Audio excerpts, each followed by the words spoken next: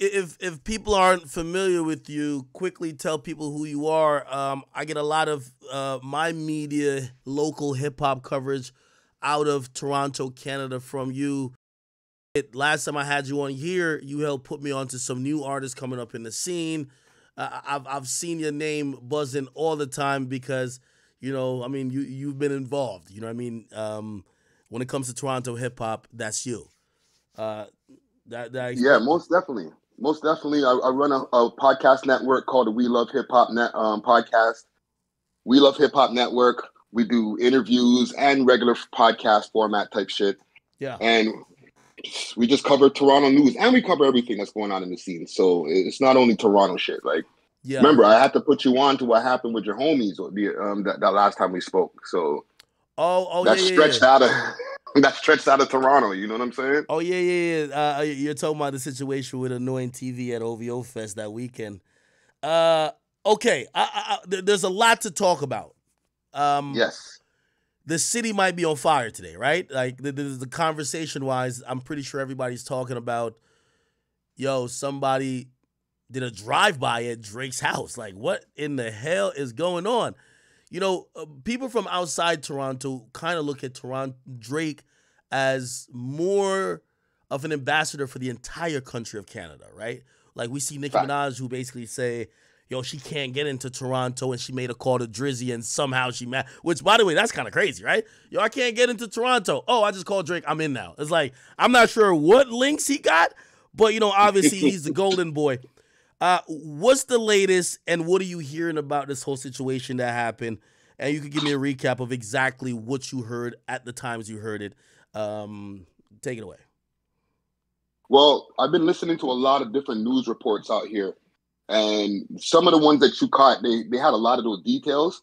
However, one thing they didn't mention is around 2 a.m. when the assailants were outside of Drake's house, Mm-hmm. or I guess they were a little bit away from Drake's house, Yeah, yeah. outside of the house in the car playing loud music and Oh, screaming, yes, and screaming obscenities at the house. wait. Oh, Which wait. So is who's this? Has the authorities said this, or has the news said this, or you just know? Like you don't I have. caught this from the news. I didn't get Put it Oh, this way, I didn't get it from the streets. okay, I okay, got this okay. from the news. Oh, But I wow. just there's so many different news reports and so many different news stations that have been covering this that Yeah, I don't yeah. know how that detail got missed in some of the bigger news outlets. But Oh, what they were saying is these guys were playing music outside the house, yeah, playing yeah. loud music, and cussing, doing a whole bunch of shit, trying to, I guess, lure the security guard over to the point where even other neighbors in the area heard the disturbance. Okay, now, um, have you ever been to this area of Toronto? Yeah, I've driven through that area multiple times. Okay. So it's known to be this really affluent neighborhood. And put it like this, even where I live at, and my house ain't 100 million. If there's a couple Negroes in the corner drinking and bumping some honcho, that's a problem, right? So Oh, for sure. just hearing even that on the news, does that sound like some normal shit? Or I don't know, maybe Drake's house is a tourist attraction that people just post up at having parties. I don't know. Nah. That doesn't seem At normal, 2 right? a.m., Mac, Yeah, at yeah, 2 yeah. a.m., Mm. Okay. you're trying to cause a disturbance at 2 a.m. So if you're playing music, and from the news report I heard, they said that they were yelling obscenities. So Do we know what if that songs they were person, playing? Because that might be very interesting. If they playing, I yo, hope they ain't playing "They Ain't Not Like Us." yo, it's gonna matter what songs they're playing now. You know what I mean? Wow. Okay. So loud music. Okay. So now you know how, and I could pull up an article for I was gonna get into this a little bit later, chat. Um, it's historically I remember reading this like maybe like over a year ago. It was said that Drake's house was allowed to break certain type of codes for like fences. Like he could have a higher fence than anybody else without the city getting mad. A lot of it for privacy, but definitely for security. Now I say that to say his house was kind of almost designed like a fortress. If like, you know, again, you've been there, physically seen it. You don't think these guys were expecting to see Drake himself, or thinking that they were gonna get beyond the gates? What do you think? I think that they were just trying to send a warning in some kind of way. Wow, Also, really? I was on a radio show earlier this afternoon because anytime something like this happens, all the mainstream quote unquote white media stations and stuff like that who don't know shit about hip hop, they hit me up and they're like, okay, well, what's your take on this? Everybody and all these different news stations trying to connect Kendrick Lamar and whatever to this whole thing. Yeah. That's nasty work, B. Yeah. Well, here's the thing. It's always in the time of, yo, you're in a high profile feud. Whatever mans want to get some shit done, they're like, yo, you know who they're gonna look at. Let's run that play now. Obviously, for the people not involved in hip hop, that's where their natural inclination is gonna be. I quickly, like within like minutes, was, you know, talk to a few people that are like, yo, this got nothing to do with Kendrick Lamar, but it is good to have him as a cloak while they report it as such, because the real people, they don't really want to. They're not doing this to get caught. You know what I mean? And even though honestly, I think there's so much police presence and there's so much police, you know, focus on this, they probably will get caught anyways. But you know, at least the news are reporting, oh, he has a feud with Kendrick Lamar. I don't think anybody's going to get caught, to be honest. You don't think so? Because if you have that kind of plan to go in front of Drake's house, the biggest rapper in the world, you're not moving sloppy. You're doing what you need to do and then getting out neatly. You know what I'm saying? No matter how many cameras are on site. Really? Or that would just be a dummy mission. You know you're going to get caught with a whole bunch of cameras around, so you have to have intention if you're going there. I thought this was a crash out dummy mission. I don't think so. You don't think so? I don't think so at all. I think going to a famous celebrity house and letting off shots when you know that, like, I have a picture of like even the front gate, and this is while it was being constructed. I have it up. They got security cameras everywhere, right? The police even said this is on camera. Now, granted, they probably did some slick shit, no license plate, this and third, but I'm pretty sure like the police could kind of track however this car got there, all type of stuff. I think doing that just to send some random shots at a security guard, just to send a message, I think they're gonna get caught. Also, here's the thing: not only is the streets gonna talk, people always act like when the streets talk, the police close their ears. You know what I mean? Yeah. So with that in mind, I'm pretty sure they could probably crack this case. But you really think but they were caught? Yeah, go ahead. he got shot in the chest. Think about this. It's not like they were they didn't give him a leg us. They shot this nigga in the chest. He could die. That's true too. Right? So in my opinion, when you're doing something like that, you're trying to send a message. You're not trying to shoot Drizzy, obviously, but you're trying to send a message. If it's a crash out thing, then what's the motive for the crash out? Then it would only circle back to the whole stupid Kendrick Lamar beef. If it's a crash out thing. No. I think it's a message. We're not saying different things. I think, of course, it's a message, right? Because if it's not a message, you try to scale that motherfucking fence from somewhere and try to get up in that bitch to go find that nigga, right? Yeah. I think it's a crash out. I think it's a message that you hit the security guard, but it's a crash out because if you're trying to send a message to Drake, I would probably think maybe at his home would be probably the dumbest place to do it, where he's invested millions in security.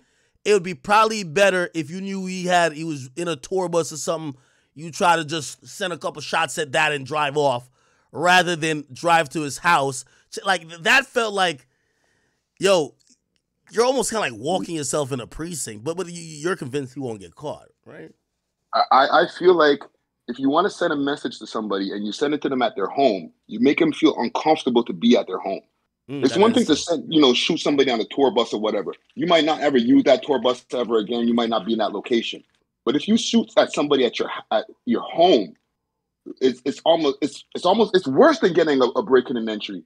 You don't feel good now when you're driving towards the gate You're looking over your shoulder to see if somebody's gonna pop out the bushes with a gun. Like, that's crazy shit, Act.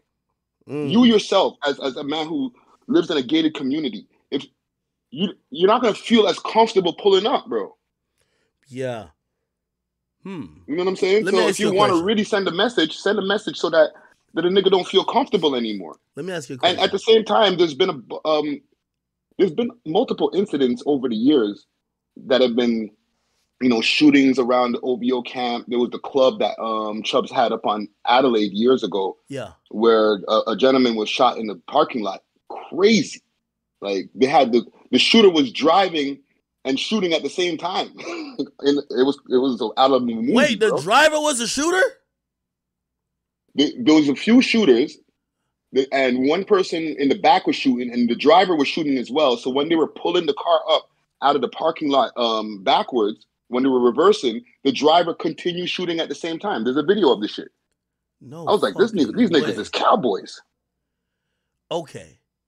Let me ask you a question. Between me, you, and 100,000 people watching, do you think Drake immediately now knows where this came from? Ooh, Do you possibly. think he has any idea? Possibly. I don't think maybe he might have a bullseye right on the money, but he probably has a few things in mind of where it could come from. Wouldn't you?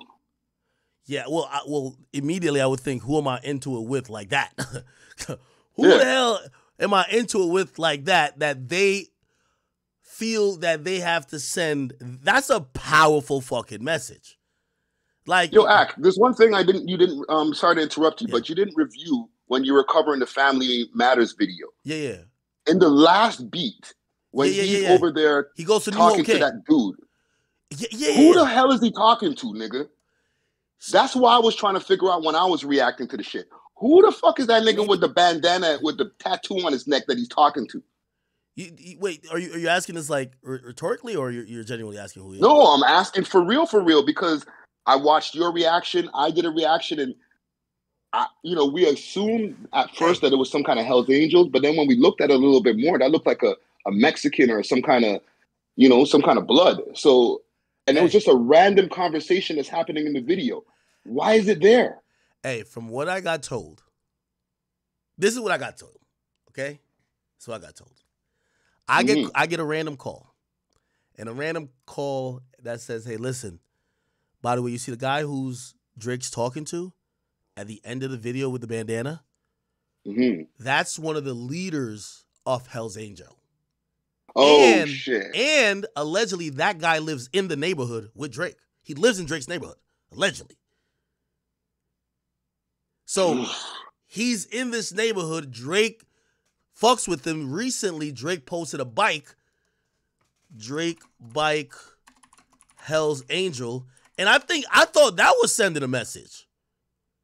I thought that was sending a message. Drake had posted some bike. See, even Keep Six posted. Yo, Drake flexes his Hell Angel ties on his story. Yeah, I posted it too. And at the same time, there was years ago, there was a picture that he had with the Hell's Angels sweater. Yeah. So from and it would make sense if I'm listening to Drake, who starts off the track. If you go to Family Ties, Drake Family, no, not Family Ties. I mean Family Matters. He literally starts off by saying, "You know who really bang a set? YG, you know who really bang a set? Chuck T, CB," and he basically paints out a picture like, you're not a guy like that. Like he's like literally says, "Yo." He said, but if you had a set, they would give you as a DP, but you a civilian gang, and in real life you PC. Now, I think a lot of people on the surface look at that to be like, yo, well, Drake, aren't you like a civilian too? And I think Drake, in a subtle way, not that Drake is repping nothing, is almost showing that, yo, I'm probably in or around the whereabouts of certain mans that's like kind of like that more than you are, bro. Just like we two different people. I think that's the only significance I could possibly see, because that whole thing where Drake is walking and talking to this dude, it's like really dark. There's just like something Yeah. dark about it. It felt like it was like Drake ordering a hit. It felt dark. Look at his facial expressions. He doesn't look like he's having a happy conversation. Yeah, he looks like they're having a serious conversation. Yeah, it felt dark. And by the way, years ago, I think the Toronto Star, they wrote this whole piece about. They said they were like, "Yo, why is he?" And the Vancouver Sun did too. They said, "Why is he rocking and supporting Hell's Angels so much?" You get what I mean? Well, I'll give you a Easter egg. Go ahead. My Montreal Connects stand up, now fall down. Oh, Last Heart 6. Yeah. So I'm live in Toronto, but I'm originally from Montreal.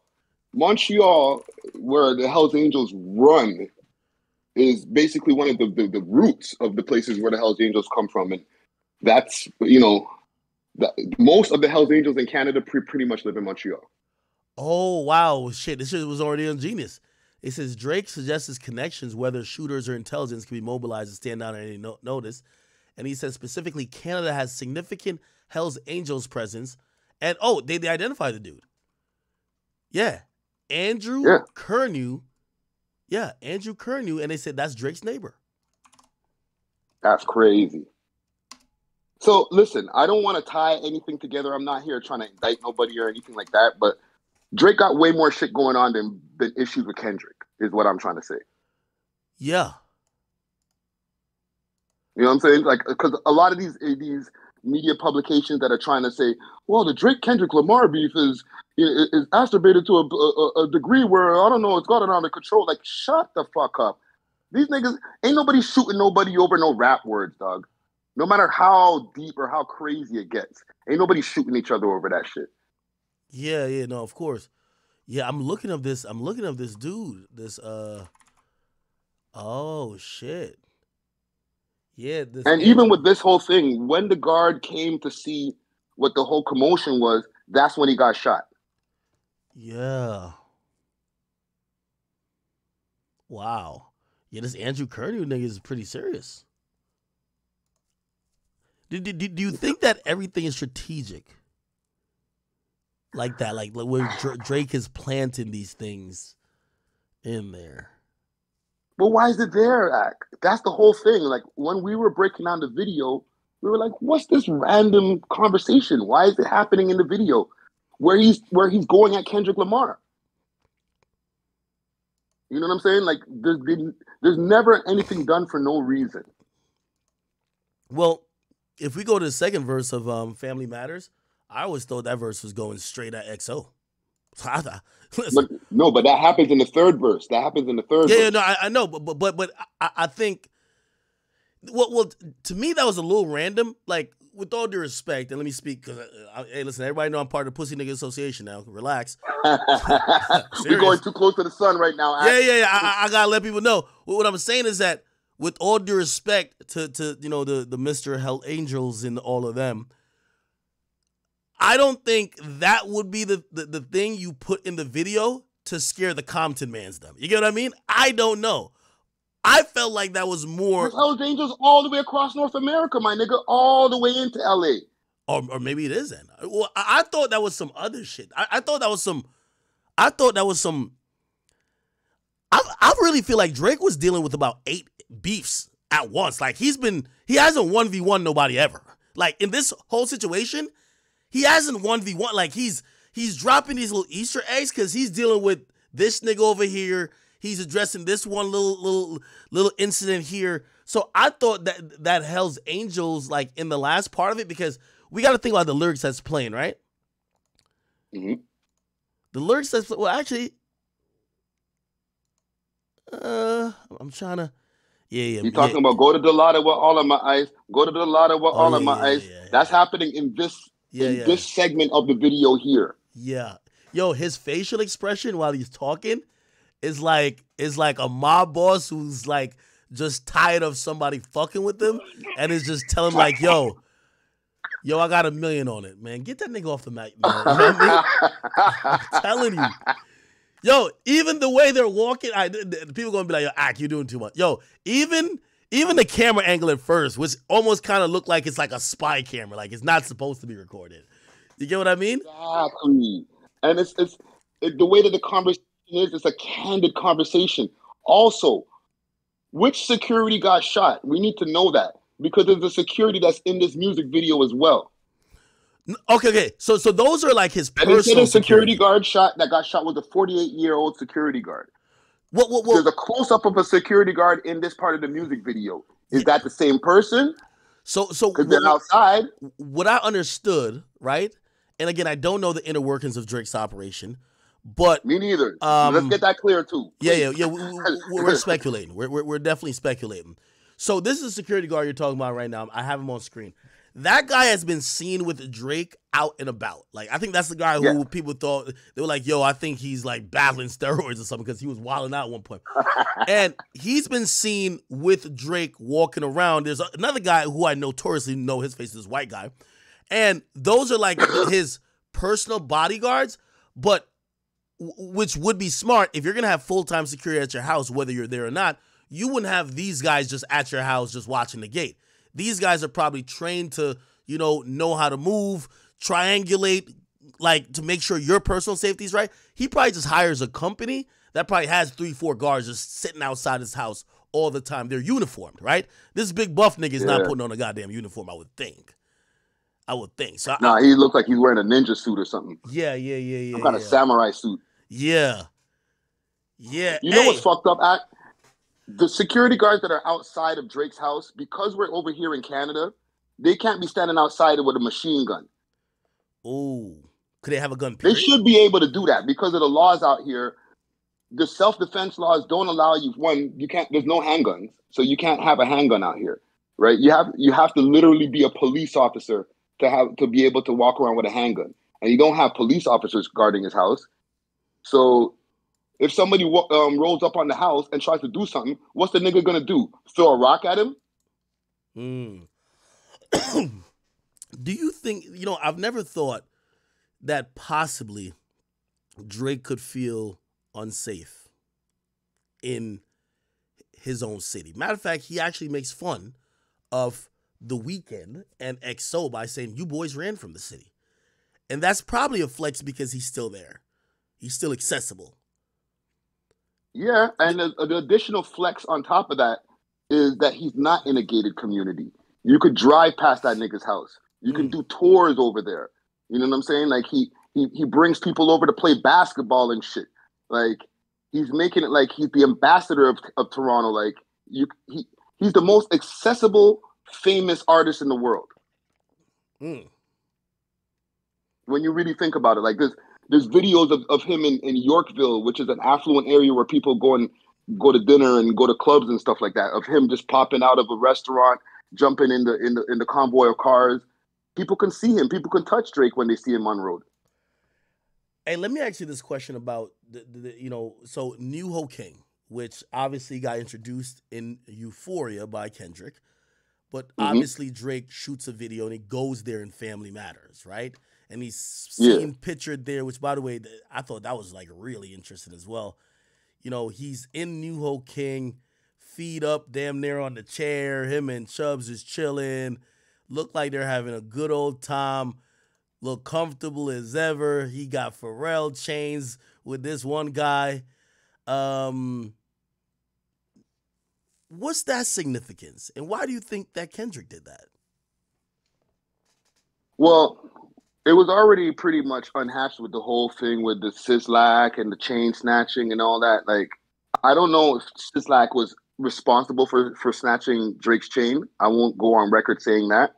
But the whole chain snatching thing did happen near that area with the New Ho King. The New Ho King, the whole thing about that restaurant is it's an after-hours spot. It's a place that niggas in the hood can go to late. Right down the street from, because it's in Chinatown, right down the street from there, it's an area called the Pio or Alexander Park, which is a hood. So hood niggas from there come over there. Niggas from, let's say, downtown, a little bit closer to like the West End, like Parkdale and places like that, they'll come over there. So it's a place where hood niggas will be at. That's not a nice. It's like, it looks nice on the inside, and I don't want to diss the restaurant, but that's not the the restaurant where you go to get nice food. The food's just all right, but you can go there after hours and get a beer or whatever. And the problem with that is when that shit happens and niggas from the trap are going to go hang out at 3 a.m. Then shit happens. There's been multiple shootings at that place. Yeah, I did a quick Google search before all this shit popped off, and I was like, Mm-hmm. oh, this is a spot where people meet up with their ops. Or maybe they're not trying to meet up with their ops, but you're trying to get low after a night of doing whatever you need to do on the streets, or things are getting a little bit slow. Okay, I'll pop in New Ho King, get a little bit of food. Okay, I got a call. All right, I'm out of here. Go get some more money. It's like one of those kind of spots. And the area is grimy. Hey, I do want to ask you this one question because it's been like really on my mind. KENDRICK is getting this huge push and this huge like strength from the backing of the West Coast. They're outside dancing to his song. They're making it seem that the entire coast is behind him. They're rocking with this guy right now. Yes. I'm wondering why we haven't seen any of the, like Toronto specifically, but any of the places that Drake kind of fucks with, like kind of doing the same for him. I'll tell you why. It really feels like, yo, he's really in this alone. I've never seen Drake look so isolated before. I can't speak for the other places, but I know Toronto, and for the people in the chat who know, it's the screw face capital. Okay? What that mean? So that means we'll screw our face at a concert, not show love, even if we have love for the person. We might shake their hand when they come off the stage, but we'll screw up our face when they're on the stage, singing their heart out or rapping their heart out. It's very hard to get the love from Toronto. Okay? So even though people love Drake out here, they don't want to be dick riders dancing around to the Drake songs that are winning in the battle. They don't have that same kind of energy as niggas in the West Coast. They'll call that dick riding instead of just showing love. You understand what I mean, At? Yeah, no, I get you. I get you. Jeez. Wow. Hey, Drake just dropped Buried Alive Part 2. What's this? Kendrick Lamar. Nah. You might have to do a quick search, but listen, it's a lot of. I did a hosting the other day, and I did a survey on the stage, asking people about the two songs that were up against each other at the time. I said, "How y'all feel about Drake's push-ups?" All right, and just to give you some context, I'm at the Stove God Cook show. You know who that is, right? Mm-hmm. So we got grimy hip hop in the building, bunch of grimy white boys who only listen to bars and beats. I say, are y'all feeling Drake's push-ups? At first I got boos, Ak. Really? I had to run it back. I was like, nah, we're in Toronto. Are y'all feeling Drake's push-ups? And they said, So I said, okay, what y'all saying about Kendrick Lamar's Euphoria? Oh!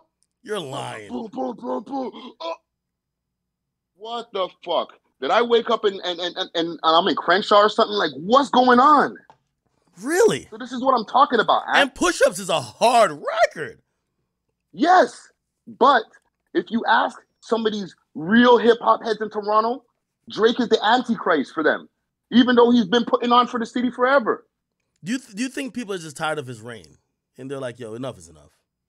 No, we got haters over here. The people over where you are at, yes, they're tired of that nigga. That nigga's been running the game for the last 13 years. He ain't even from where y'all at, and he light-skinned and Canadian, and I would imagine it's annoying. You know what I'm saying? Like, this is not the first time that niggas try to take him out. They've been trying to do this from Jay-Z and the Throne. Come on, Ak. There's been a concerted effort to take Drake out of his spot for the last 13 years. They put him on, and then he got too strong. They were like, oh, holy shit. Jay was like, holy shit, this nigga's going to be more famous than me? Oh, we got to do something about this. And then from there, it's just always been, yeah, he's the guy, and he's always doing favors, but I think he does the favors because he knows niggas don't fuck with him, dog. It was that top 5 thing, because top 5 thing was trolling. are people or are like the artists that's kind of like rocked with him that he's kind of name dropped? Are they a little disgruntled with him or no? Well, Top 5 said he was trolling, Yeah, yeah, right? yeah. But I don't know if I completely believe that act. Sometimes with all due respect to Five, yes, he could be trolling, but some of these guys are, some of these guys just get salty, fam. Really? I'm surprised you told me that push-ups wasn't even ringing off in Canada. Like I said, and I'll reiterate, screw face capital. What They'll about have what love about for the Family nigga. It's not Matters? like he doesn't have the numbers. He does a show over here in Canada, in Toronto. It's sold out. So he obviously has a fan base. But that hip hop core fan base, especially some of these niggas from the old school, they're salty, dog. I'm from that era. I'm from that time. So I know some of these salty niggas personally, dog. Let me ask you this question then. I thought Drake had Toronto so within the palm of his hands. I was thinking, and I was actually going to suggest that Metro and Future canceled their tour date and their tour stop in Toronto because it's no way you guys could orchestrate an attempted assassination of sorts on someone's career that is the life, the king, the emperor of Toronto, and then you come here and think you're gonna do a show and it's all gonna be well. Yeah, you see the thing is with that, there's still, no matter how much I've said there's a bunch of haters, they're not predominant in the fan base or the population over here in Toronto when it comes to Drake. No matter what, predominantly there's people who love him, who fuck with him. But there's that percentage of people who are like, why is it him? Why wasn't it me? Why hasn't he done a collab with me? Why hasn't he reached out to me? Little just petty shit, right? And from there, you'll have those people who, when Drake is not doing good, they're like, yeah, good. Fuck him anyway. And that's, listen, I'm not part of that population, obviously, but there is that population that exists over here.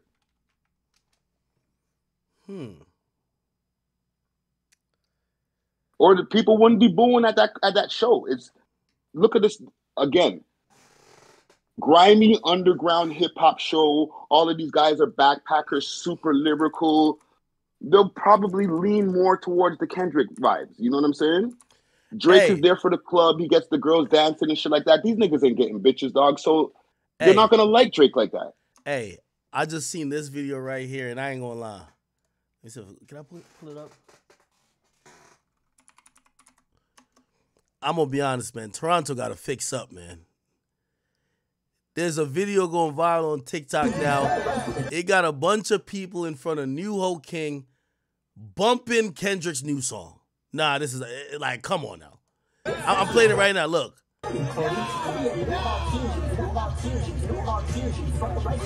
Oh, this is some other shit. Oh, it's probably somebody shooting a video. What the fuck?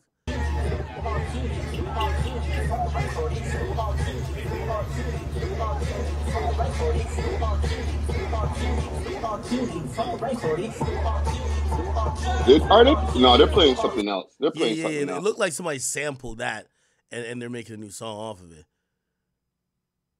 No, there was a news report where some kid went over to New Ho King, right when what was the song that Kendrick shouted out New Ho King? Was it Euphoria, right? Yeah. When Euphoria dropped, and before Drake actually went over to the restaurant and spent money with them, when Euphoria dropped, some nerd went over there and they got covered on the news special, said, I love Kendrick Lamar. That's why I came here. Dude probably don't even live nowhere near downtown and went all the way downtown just to go eat food at the damn restaurant that has okay food. Hey, did you hear that there was a shooting 10 minutes before the one that happened at Drake's house? They said 2 miles away. Yeah, they reported that on the news. Do you think that has anything to do with it?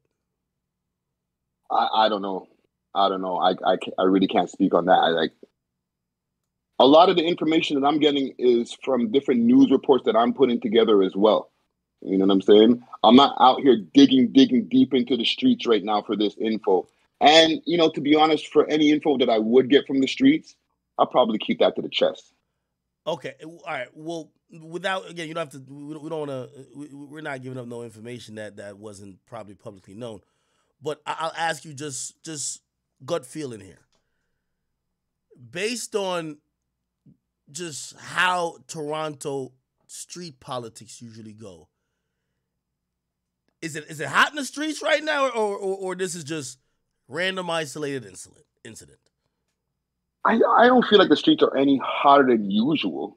Okay. We are getting close to the summer, but to be honest, I feel like it's been trending down. There has been statistics on the news that said that the shootings and stuff like that has been trending down, but we can't always believe what they say on the news. But as far as from what I can see, the temperature, there hasn't been multiple news reports every other night or every night like there is some weeks where it's just like, whoa, what the hell's going on? You know what I'm saying? It's I won't say it's calm, but it's not as bad as it usually gets. Okay. Daylight. Daylight, rapper who is almost, I don't know if he's not signed to like the label that he's on TD, isn't he? I think he's on TD. I don't know what he does, bro. Sometimes he be trolling so much I can't even know if I'm about to believe him and tell the truth, right? One thing he had said, let me see, because I seen the tweet somewhere. He basically said someone called him from Canada and told him it was a no-fly zone. He said he laughed for 45 minutes straight. This issue, even though, again, we're not connected to any shootings, but the issue with Kendrick and Drake, it doesn't have Toronto, like, feeling any type of, ill will towards Kendrick, is it? Like, what did I just say? These niggas is dick riding this nigga more than hating on him. You said he's more lit now. Oh, shit. Remember, Kendrick still has a fan base over here, too. Yeah. You know what I'm saying? And no matter how much Drake's fan base is super, super strong and he is the home team, there is going to be a percentage of people, a big percentage of people who are riding with Kendrick just because they like Kendrick's music from before. But on the reverse, I'm actually going to be in LA real soon. Is that going to be an issue for a Toronto nigga to go to LA? Am I going to be allowed to wear any of my OBO clothing in LA? Well, that could be a problem. I think the two questions you got to ask yourself is: can you crip walk, and will you do it to not like us? Yo, this is what I'm hearing from people, and I kid you not. I haven't been to LA in a while, but they're telling me that this song united LA for the first time since like the 90s, and I'm like, what? Like, what the fuck does this mean? They're saying like this song is just bigger than a beef. It's like, yo, we're back on the map type of shit. Which is, the thing about West Coast is they have a really good camaraderie about having pride where they're from. It's like it's an identifier that unites them all. We from the West. Yeah. Holy well, shit. Listen, I just hope that they don't have a wild type of energy for any of the Torontonians that are over there, because there's people from Toronto over there right now trying to get business done. Yeah. There's no hate, man. The battle was between Drake and Kendrick, not between Toronto and the West Coast. Hey, by the way, if the West Coast is taking it to there, it's them who's taking it there. And by the way, is there any other of the very popular Toronto rappers that still live within Toronto or notoriously have like, spots that they're frequently at? Because Drake seemingly kind of made that his home, and I'm thinking about, I think Tory lived in Miami. You know what I mean? Like, I don't know where The Weeknd lived. Does The Weeknd live in Toronto? Doesn't The Weeknd live in LA? Well, I mean, I feel like everybody has a house in LA, but is he like usually in Toronto? I think Drake kind of alluded to it, like, yo, y'all are never here. But they don't really. I've never seen sightings of The Weeknd around here. Like I said, there's been sightings of Drake at different restaurants. People say, "Oh, I saw Drake here in different places," but I haven't seen any videos and social media posts of The Weeknd popping out of any local Toronto spots. It doesn't mean that he hasn't, but I just haven't seen it. You know what I mean? He might be more low key than that. He might not hang out. You know what I'm saying? Jesus. Yo, who do you have winning this beef? I have Drake winning by a slight edge. Okay. But the thing is, explain how you scored. There's a underbed that's been happening with this Not Like Us track, with the way that it's been rising. Yeah. So I don't know. It might not be over, man. I think we might need another round. I think Drake just got. I think here's the thing. I think Kendrick has played a psyop on Drake, thinking that he needs to respond to shit, and I think Drake just got a hit song his way on out of this one, man. Hit song his way on out of this. You feel me? This Kendrick on 1 or 2 lines, but just create a slap, yo. Like, we really just need that Drake summer song right now, you know? That slap. That's it. I think that the next move should be, yes, go for the big slap and don't make it completely focused on the next man. On both ends. You know what I'm saying? Yeah, throw your jabs, throw your shots in there. Now, if I'm Kendrick, I can't stop talking about the next artist. Then it's like, are we just going to be listening to beef tracks in the club all summer? If I'm Kendrick, I'm mentioning Drake for the next year straight, because I seem to have his. I'm the fan favorite in this. Like the people seemingly are celebrating Kendrick, you know, having any of these songs or even revealing anything about Drake. You know what I mean? Why do you have Drake slightly up? We get like a whole bunch more songs, and these niggas may as well be drill rappers. Why do you have Drake slightly up? Like explain your thinking when it comes to, you know, weighing the beef. Do you start it at push-ups? Do you start it at like that and first person shooter? Like that was the warning shot. So then it was game on from when push-ups dropped. When push-ups dropped, I had Drake up. Yeah, up at like 100. And then when he dropped Taylor Made Freestyle, I was like, it's over. He's out of here. You know what I'm saying? He got this. But then when Kendrick started responding with Euphoria, I still had Drake at a slight lead. When he started following up with that whole barrage of tracks that he started hitting Drake with the what was the one first? Not 616, and then he came back with Meet the Grams. At that point, I was like, ugh, he might have a slight edge, because that was pretty scathing at that point. But then when Drake came back with this with Family Matters, actually no, I got the order wrong. Drake came back with Family Matters, and then Kendrick dropped. Right? Am I right with that? Well, this last one, that's when he dropped. No, there was 616. Then Family Matters, then Meet the Grams. Oh, so when that night happened, yeah, I had Kendrick up by a slight edge. But then when Drake responded with the Heart Part 6, over. Done. I think that track was just too solid. His lyrical performance, the way that he was just putting the bars together, he came through like a battle rapper. I was like, holy shit, this nigga got honest with you, the soul of Loaded Lux in him on that shit right there. If this Not Like Us record didn't immediately start bubbling as a possible club banger, I think that say the beef ended before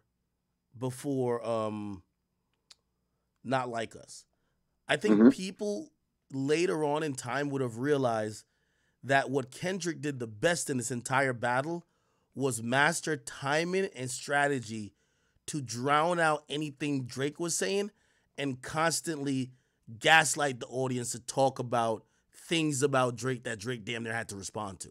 Like, that's the greatest thing he did. He stepped on releases. He mastered timing. Like, that he outmaneuvered Drake in that sense. But song for song, I think over time people would have gave Drake probably his proper due.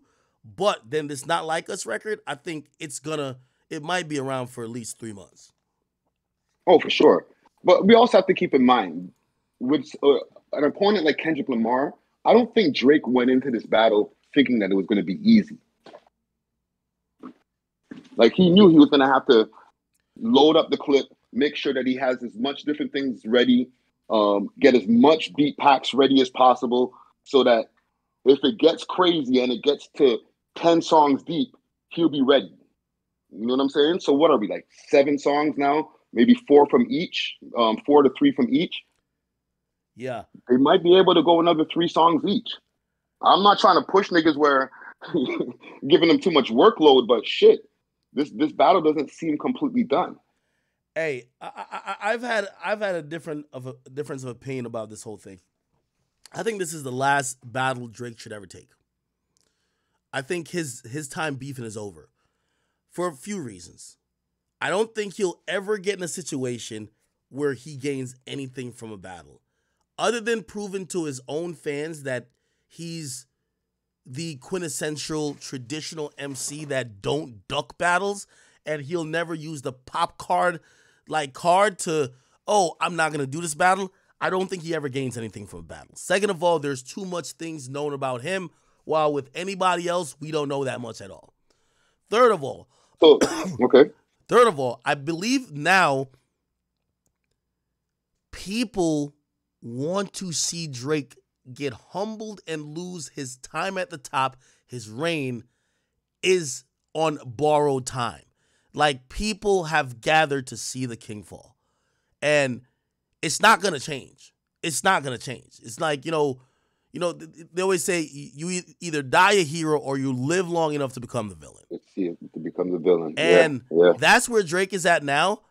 I just think, honestly, I like the lyrical sparrings, but in a full-on beef back and forth, no, they don't have the same rules for Drake as they have for these other guys.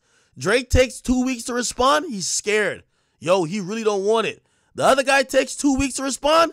This guy is brilliant. Yo, the other guy does some creative shit. Yo, dear your daughter that you don't even have. Like, yo, they're mad at Drake using a dead man's voice. They're rapping to somebody who never even existed. And it's like, oh no, that's the one. When Drake does anything or attempts to, oh, nah, that's corny. We not fucking with it. It's different rules, bro. So it's just like, why keep doing something when you have nothing to gain? If there was, he's not going to have anybody to battle. Who at a level who even has the lyrical prowess to be able to battle Drake, who's worth battling, is going to be left after Kendrick Lamar. He's not going to battle J. Cole, and there's nobody who's as famous who's that lyrically gifted. All the other famous niggas are not lyricists. Yeah, but he's. It don't matter who it is. He's just stood up to the challenge as long as they had some type of relevance. And yeah, but if, let's say Travis Scott sends a shot at him one day. Yeah, Drake's gonna bar him to death? That's like bullying, dog. He can't fight back. Yeah, nah. He ain't gonna battle no damn Travis Scott or something like that. And I mean, there's always gonna be some competitor, some guy. The guy at the top always has or had lyrics, right? So it could be 3 years from now. It could be a new guy that's on the scene who wants that top spot and might just challenge Drake to be like, yo, I thought there was a time that Chance the Rapper, before I knew all he was doing was, I love my wife, I love God, I love my wife, I love God. Before that, people were thinking that he was a guy that could have been, maybe a replacement to take Drake's spot.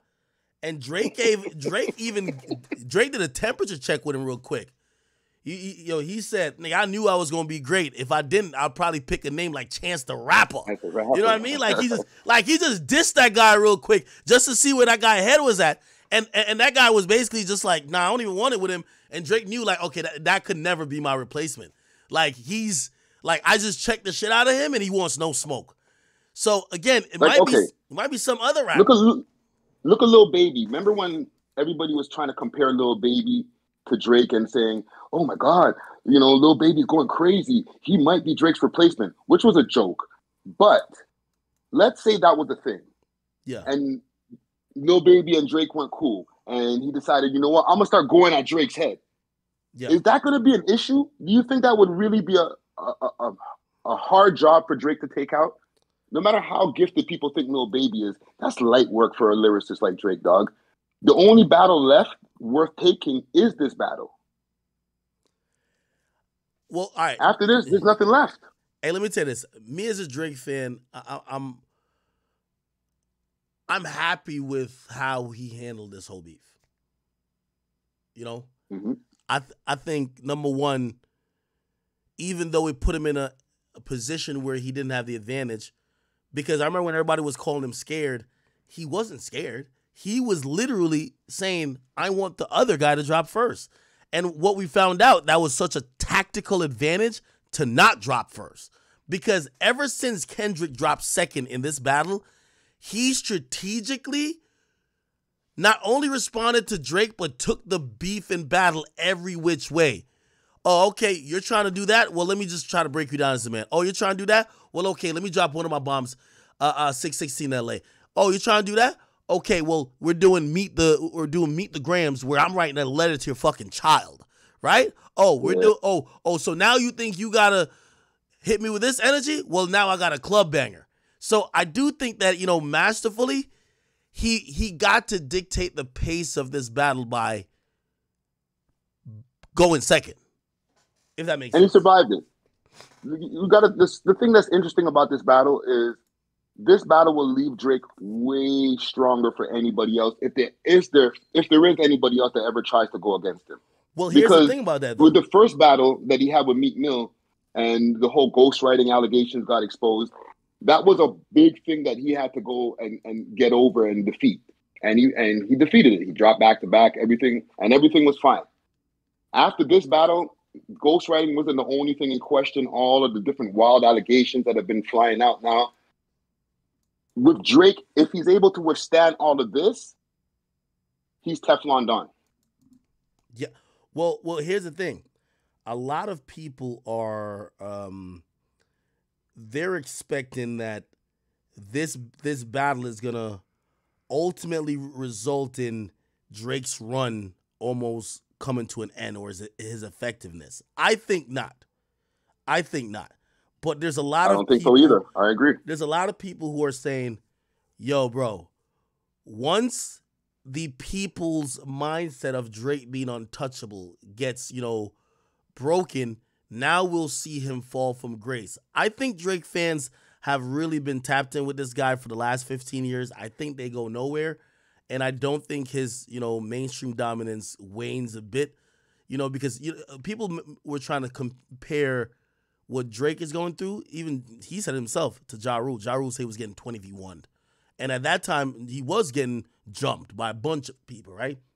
Yes. Eminem, 50 Cent. And that ended his run. I don't think Drake's run necessarily could be ended other than if he stops putting out good music. And Ja Rule didn't have as long of as a run, and he didn't have his claws in the game as deep as Drake has at this point. You know what I'm saying? Like, there was a shaky ground. You could have taken Ja Rule out. Like, 50 wasn't going to be the only one that was going to be able to take Ja Rule out of the game. You know what I'm saying? Like, there was things to poke at the time. Like, the singing was cool, but it was shower singing. So eventually somebody would have took that nigga out. You know what I'm saying? Drake had, a 10-plus year run? That's kind of hard to take somebody out after that amount of time or to diminish the fan base. Yeah. Like, the person would literally have to have the wildest thing happen to them and they go away, like, worse than R. Kelly and everybody all wrapped together. And then, then you'll start seeing the fan base go down a little bit. And even with those guys, like R. Kelly, his fan base never went away. And I'm not putting any comparisons with the two at all. Let me just make that clear. But I'm just saying, the worst things would have to happen to this guy for the amount of tenure that he's given in the game or received in the game for his fan base to be able to start going down in millions. Yeah. I can't see it happening either. Which is, I think what the end result of this is going to be is that Kendrick Lamar, he has a chance to reach a height he probably has never reached before, even though some would say he did in 2017 with Damn. I think he has a chance to legit challenge the throne in the interim, right? I think if he smokes his next album, which it just can't be no fucking therapy. My auntie's a man. My mama want to turn into a zebra. Like, no, we don't hear that. You feel me? No, he needs to have some bops on there. Yeah, he need to have some shit like this. You get some shit like this, and you kind of have people moving around. Of course, have some substance. He always does. But if he has that, again, I actually think he might outsell Drake this year, and that's just fallout from the battle. Well, then mission accomplished on his side. Then, you know what I'm saying? If he wanted more market share, if he wanted to be named up in, if he wanted to be named in the same types of circles or at the same type of level as the Drakes and the Taylor Swifts of the world, then he got what he wanted. You know what I'm saying? Yeah. Does he still want to battle about the shit? Like, okay, nigga, he's gonna get a Grammy anyway. But as far as the extra fame, maybe getting a little bit more per show, okay, Kendrick, you got it now, bro. So what? You still mad now? Yeah. Because that's what it seemed like the whole beef was in the first place. It seemed like a jealousy type of thing. Like, nigga, why are you so hot? And you know, I do my thing and I'm supposed to be the savior, but niggas ain't consuming my shit at the same level. Like, hey, I've said okay. that, and that's when I realized people write different rules for Kendrick Lamar, because in his song he says, "Nigga, I'm the biggest hater. I hate everything about you." And you know what people said? That shit is fire. I've never seen people applaud a nigga just saying he's a hater. Like, nigga, I'm just a hater. And that's when I realized, oh, the rules are different. So, you know, I mean, I think some people understand that part of even the angle that Kendrick has is probably a little bit of jealousy, or even if they don't want to call it jealousy, he feels that Drake is undeserving, which I still think that's jealous, or that's a sign of jealousy. That's a form of jealousy. And I think for them, they're like, they kind of just forgive it, or they're like, so what? It's excuses, right? Because if you come from an angle of I'm supposed to be the righteous person and this guy is doing things that are, you know, degrading women and, you know, he's giving low vibrations and all that type. If you bring it from that angle, then it's like, why aren't I selling more than him? Then you're the people who are wrong for not consuming my music more than his. Yeah. You know, like giving the audience a guilt trip in a way. Yeah. Yeah. Hey, what do you think about Kendrick using this whole like pedophile stuff? I think it was an angle that was going to be taken no matter what. Really? There's already things that are, there's people who make videos trying to find different reasons to call Drake that already. So it's not like he went and found some information that was some, like he had to go pay for some info or something like that. He can go on YouTube and find people, you know, poking fun at Drake or saying that he's dating somebody that's a little bit too young, and people commenting about this type of shit. So if you see that type of shit already rolling around online, it doesn't take a genius to throw that into your rhymes. Yeah, but you don't believe none of that shit, right? Of course not. If that was the case, the nigga probably would have already been locked away, dog. Like I said before, there's one thing if you're one of those people that, like, people can't see you, nobody ever sees where you are or whatever. But Drake, like I said before, is one of the most accessible, famous people that's around. So a lot of the shit that happens, people see Drake and it's kind of in the open. Mm. You know what I'm saying? Like, there'd be people who'd be rushing to try to talk shit if something was happening in the embassy and he let them inside. Yeah, well, that's my point too. I'm like, listen, we've seen this guy every 2 calendar business days with a new girl, and all the women we've seen him with are overage. Like, okay, some people might have been mad that he was with like this girl, Brooklyn Nicole, but because she's 21, but she's 21, right? Yeah, I get he's 37, but she's 21. Like, hey, you can frown upon it, but that's not being a pedophile. That's nothing of the sort. Do you get what I'm saying? It's a problem if he's trying to sneak around and do that shit. But if he's taking multiple pictures all over the place with these people, so it's not like he's trying to hide the shit. He's like, nah, there's nothing wrong here. So let's go to dinner. Hey, let's go to a concert. Whatever they go do. Hey, by the way, did you ever see this? So there's this audio which it creeped me out today though. I ain't gonna lie to you. This was kind of, and I mean I know Drake disposition personally on this, bro. Yo, this shit gets him mad, bro. Like, it gets him upset. Like, which any man would. Like, if you're trying to say I'm some shit that I'm not, especially these type of things, you know what I mean? It's like, trust me. If someone labels you as that and you're not that, like, you'd be pretty upset. But I seen, so today I'm looking up some random shit. Mm-hmm. Hold on. Let me see. You see why you're looking that up? What's fucked up about this whole thing is when these niggas start slinging dirt at each other like this, yeah, it's like, y'all niggas is taking it past rap. Y'all niggas trying to destroy each other's careers. And that gets kind of nasty, dog. Yo, and like for example, right?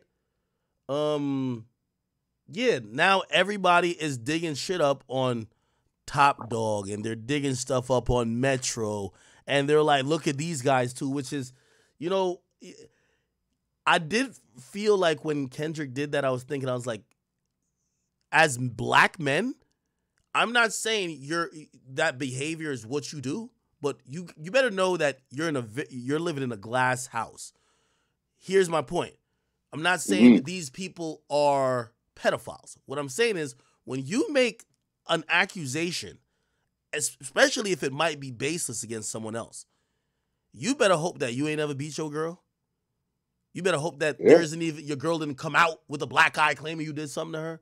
You better hope there's a woman who ain't say, yo, really, like, yeah, he fucked me in the club bathroom, but I didn't really want to fuck him. Because now you also then draw the same level of attention to those, like, allegations about you, right? And that's what we're seeing. Like, today, like, I'm getting a million stories sent to me about, yo, look at Metro. Metro been tweeting about little girls. Look at this. And I'm like, yo, this is a nasty game now. This is nasty. Yeah, niggas wanted to take it to mudslinging instead of keeping it lyrical. And I'm not trying to hear these niggas say, I'm a better rapper than you. I'm a better rapper than you. I'm not trying to hear those kind of bars. But when these niggas started getting into talking about kids and making baseless accusations and doing all kind of wild shit, and I'm talking about both sides. Yeah. Then it's like, are we rapping or do y'all niggas really hate each other? Like, really, where it's like, dog, the type of shit, like, if somebody's telling you that shit, dog, you're going to want to punch them in the face when you see them. Nah, that's the fact. That's definitely a fact, bro. No matter how, like, we could say, well, it's hip hop and, anything goes, but dog, yeah, anything goes, but doesn't mean I don't want to punch you in the face. Like, fam, these niggas got dirty with it. These niggas went to hell with this shit, B. Both of them. Yo, so somebody hits me up and be like, yo, Ak, I know you like music and everything, but how well do you know Drake? And I'm saying the same things I say now. I'm like, bro, honestly, like, I just feel like I seen this guy with Beer Gal. Like, he's always with a girl. He's always with a new girl. He's with the newest, hottest, like, supermodels or Instagram or whatever you want to call them. Like, you'd have seen, like, him kind of sneakily, or you'd have seen because some people are like, well, he was texting so-and-so, right? Well, how come none of them have ever said there's some sexual shit with that? You know what I mean? Like, okay, he texted someone who's a famous actor. They were underage, but he's not like he was telling them, yo, let's link and fuck. You know what I mean? It's like, seemed like he was kind of keeping it to the letter of whatever they had in common, which is they're both entertainers and just showing love that way. Yeah, but Ak, we're the wrong people to be having this conversation because we both fuck with the boy. We both support Drake. You know what I'm saying? If there was a Drake hater or a Kendrick lover that was on the line right now, they would find every single reason, even if they have to push the goalpost all the way over to the other side to find a reason to be like, well, it's because of this, and it's because of this, and why is he doing this? And so we're having this conversation, but we're in an echo chamber. Well, that's what I was going to say. So, and which maybe I'm also just listening to bullshit and listening to these random shit because I don't know. One thing we realize, anytime somebody could pull something up that seems to predict the future, you almost it's eerie. It's almost like, huh? So they sent me a link. This is after I'm hitting the same talking point, bro. Of course, this guy's not blah blah blah blah. And they're like, yo, you're moving like you know this guy, every person he's ever talked to, and every type of thing he ever did.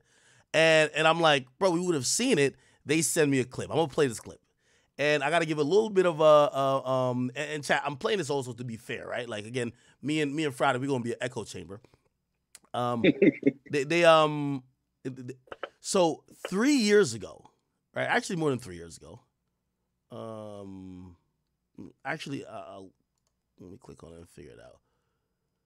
Is it 3 years ago? Yeah, in 2020, there's a very famous comedian named his name is Shane Gillis. He sells out arenas now. He's like as big as like Andrew Schultz, right? Yeah. He might even be bigger. He has a podcast, and randomly, this is 3-4 years. This is in 2020. He just brings up Drake, but he brings up Drake in just a weird way. And I ain't gonna lie to you, it creeped me out today. Listen to this. Oh man. Yeah, that's a bad. Chappaquiddick. That's a bad look, dude. Yeah, man. Sorazy Kennedy dead. What happened to her? The granddaughter of Robert Kennedy found dead at family compound. Oh boy. What'd she do? Suicide. She suicided. Wait. What do you think about definitely? Yeah, granddaughter of Robert Kennedy found dead. Apparently she had an attempt earlier, and then I guess pulled it off. What do you think about Epstein definitely going to be suicided here shortly? What, the fact that they found him? Like, dude, first of all, he's about to get suicided. First of all, R. so Kelly's hard. missing, dude. What the fuck is going? What? R. Kelly's missing. Kells is missing. Kells is missing, dude.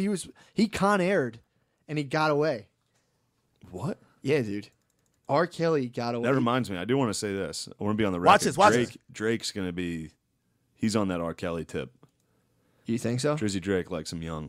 What? He does. That's somewhat known already, but this is one of those things where I want to, you got to say something. Like, remember, This should creep me out. By the way, this is 4 years ago. remember Louis, that whole thing? Yeah. And like, we knew about that. Now, by the way, this is a comedian, so like, usually I'm expecting like this is the joke. Yeah. Where's he getting his? Like, Where's he getting his? I listened to this allegations 5 from? times. I'm gonna let it play. I'm gonna let it play because he's, I'm not an industry guy. I don't really know these guys. I don't know. I don't hang around. Like I don't be knowing stuff, right? But this is like some random white guy who, how the fuck would he know about Drake? But I don't know why. Because Shane Gillis always likes to show that he fucks with hip hop. Okay, he'll say little things, little hip hop phrases. He'll drop little hints that he says pause. Yeah, he's gonna mention he drunk texted Birdman. Well, listen, keep listening. He Con Aired, and he got away. I'm just gonna play uninterrupted. What? Yeah, dude. R. Kelly got away. That reminds me. I do want to say this. I want to be on the record. Drake's going to be, he's on that R. Kelly tip. You think so? Drizzy Drake likes him young. What? He does. That's somewhat known already, but this is one of those things where I want to, you got to say something. Like, remember Louis, that whole thing? Yeah. And like, we knew about that. Yeah. And we were just like, I don't know. Drizzy Drake's into the young ones. He's going to get got in the next 5 years. Unfortunately. Love me some Drizzy Drake, dude. Dude. I drunk texted Birdman when I was fucked up. He gave you the gossip? Then he hit me the, what's up, homeboy, the next day. I haven't had the heart to reply. So, how does this nigga have Birdman's number? Anyway, Ooh, I'm gonna good keep question. I'm gonna keep playing it. info that he's fucking... Birdman did not supply me with that info. It's just a separate story. Separate breaking never news. accused the Birdman of Separate fucking... on the ticker. Also on the ticker. drunk texted Birdman. He replied. I didn't reply because I'm ashamed. What? Yeah, bro. Trump texted the Birdman? No. I did. I was like, what the fuck's going on? Drunk texted. Oh, I got gotcha, hammered gotcha, and I was gotcha. like, dude, let's see if Birdman will FaceTime us. Oh, that's so fucking funny. Yeah. Damn, dude. Can't You're, believe I fucking chipped a tooth, though. you're calling for people to You're calling for people to take him down, dude. Drizzy Drake? Yeah. Nah, I love Drake. Really? Would hate to see him. You would defend I like a Drake. pederast. But how I young? don't think he's a pedophile. He just like- likes young girls. Okay, how young? Again. Post pedophile, like 17. Ah, dude, that's called a pedophile, bro. No, it's not. It's not a pedophile. Pedophile is like pre-pubescent. Pedophile is Okay. yeah. You got the guy with that itch. You don't think he... By the way, this was like such a random conversation. I'm wondering if it's probably a joke though. I think he's maybe on. But how going to long ago was Thailand. that from, Act? This is apparently this was recorded August 5th, 2019. Okay. So there's always been those different little stupid stories that have been rolling around on the internet. So maybe he was going off the bullshit. Shit. Yeah, So who's to say he hasn't seen that type of shit while he's doing his little internet surfs? He goes on his podcast and he tells his jokes. I don't think he has any inside information to be jumping on the podcast and saying this type shit. Yo, that's why these type of shit is so dangerous, my nigga. Like, yeah, no. It's like me say, it's like, I don't know, like I see some random shit and then I'm like, damn, yo, I'm hearing Friday might just be into the trans ones, them, you know what I mean? The little transformers, you know? And that's just some complete made up shit that two people like, you know what I mean? Like just like made a TikTok video about. Then once I say it, people are like, no, it's out there. Now when Axe says it, it's validated now. Like, oh, no, he must really be into the Transformers. Yeah, Shane Gillis, even at this time, 2019, this is when he was just getting canceled from Saturday Night Live? Oh, you know his history. I don't know his history like that. Dog, I follow a lot of different things, not just hip-hop. And Shane Gillis, you know, at the time look, the podcast is called The Secret Podcast. Yeah. You know what I'm saying? They're shooting the shit like there's two guys just in the locker room just talking. And, you know, he might think his jokes are flying and everything like that. But I don't think he anticipated the fame that he has now. Okay? If he's on his podcast now, I'm sure he's not going to be talking so loose. Yeah. Especially with wild allegations like that. He knows he has way more ears and way more attention on him. And things that he can say could be way more detrimental. Yeah, this probably only has now a little bit of merit because he became Shane Gillis of now. Because I'm looking at even the thumbnail; it don't look like he's that, you know, like popular back then. If he didn't pop off, it would just be two niggas or two white guys having a little podcast, having their jokes that nobody would have gave a fuck about. True. Wow. I play a little I don't know. People are going to say, well, you know, you're a Drake buffer, so you're going to say anything to defend the guy. But I'm just calling it how I see it, dog. Yeah, because like if we listen, he doesn't really say like how he knows, but and kind of even loosely refers to some of the. He did say that. He said he sees it around on the internet or whatever. So whatever he seen that was on the internet at the time is whatever everybody else sees. It's just he's a famous comedian now talking about this on his podcast when he wasn't famous. Yo, you know why? Like, I know a few people sent it to me. You know why? For them, it was like they were like, "What the fuck?" Because when people go back to the Diddy shit, right? Like, there was like this like person who predicted the future, like, "Yo, Diddy's gonna get taken down in November," and then shit start coming out in November. You get what I mean? Oh, and people are like, "Yo, like." Anytime you see someone talk about something in the past that eventually happens in the future, that's like always like crazy, you know? The tinfoil hat, the whole tinfoil suit is out, man. Yeah, I'm not. You gotta remember, we're in the information age. Everybody can find something that can make somebody look good or make somebody look bad. Especially when you're somebody who has mad information that's out there. How do you think Drake deals with this one, though? Because I'm going to be honest with you. Now, I did Andrew Schultz Flagrant 2 today. Shout out to my boy Andrew Schultz. Salute. I literally said it on his podcast. I said, I don't think Drake could move like how he used to move anymore. I think anytime he's with a woman who, even if she's freshly 21, it's going to be looked as odd, and he's probably going to have to keep his affairs with women either much more secretive or not be pictured with the chick who just graduated college anymore. Like, because they're now planting and putting this jacket on him. You know, they usually do. If you're not a pedophile, you're a groomer, right? Which, like, you know, they give you like I hate those words, bro. Yeah, they give you these titles of like just extreme predatorial behavior. So now I'm gonna be honest with you. I think that's one of the things, and see if you could get me on this point right here. Kendrick Lamar is a very talented artist. Very talented. Okay? Yeah. Even though I'm a little shocked that out of the blue he dropped Not Like Us, we knew he could create bops. We did know this, right? He dropped an album full of bops with Damn. Let me give you the reason what separates Drake and all these other guys. Drake does what they don't want, what we could say want to do, or they're too lazy to do. These guys drop one album and disappear for 3-4 years and go on one tour. Drake, always on the road, you see him, and he moves like a fucking superstar mogul. That's kind of part of why, like, hip-hop, the reason why you see these guys flexing cash and throwing cash in the club, they're showcasing a lifestyle. In hip-hop, that does matter. You have to kind of embody that. So when you see Drake pop up courtside, right? Like, it's an interesting line where Kendrick says, yo, you love fame. Well, to become as famous as Drake, you have to utilize the fame. You can't hide, right? Like, him, you know, you have Drake the musician, then you have Drake. And he's utilized his fame to become more famous. Like, it's almost a lifestyle. You're going to see Drake maybe throw 100,000 in the Houston strip club. You're going to see Drake at courtside of the Raptors game looking like the best rapper possible. You're going to see him trolling LeBron at the Lakers game.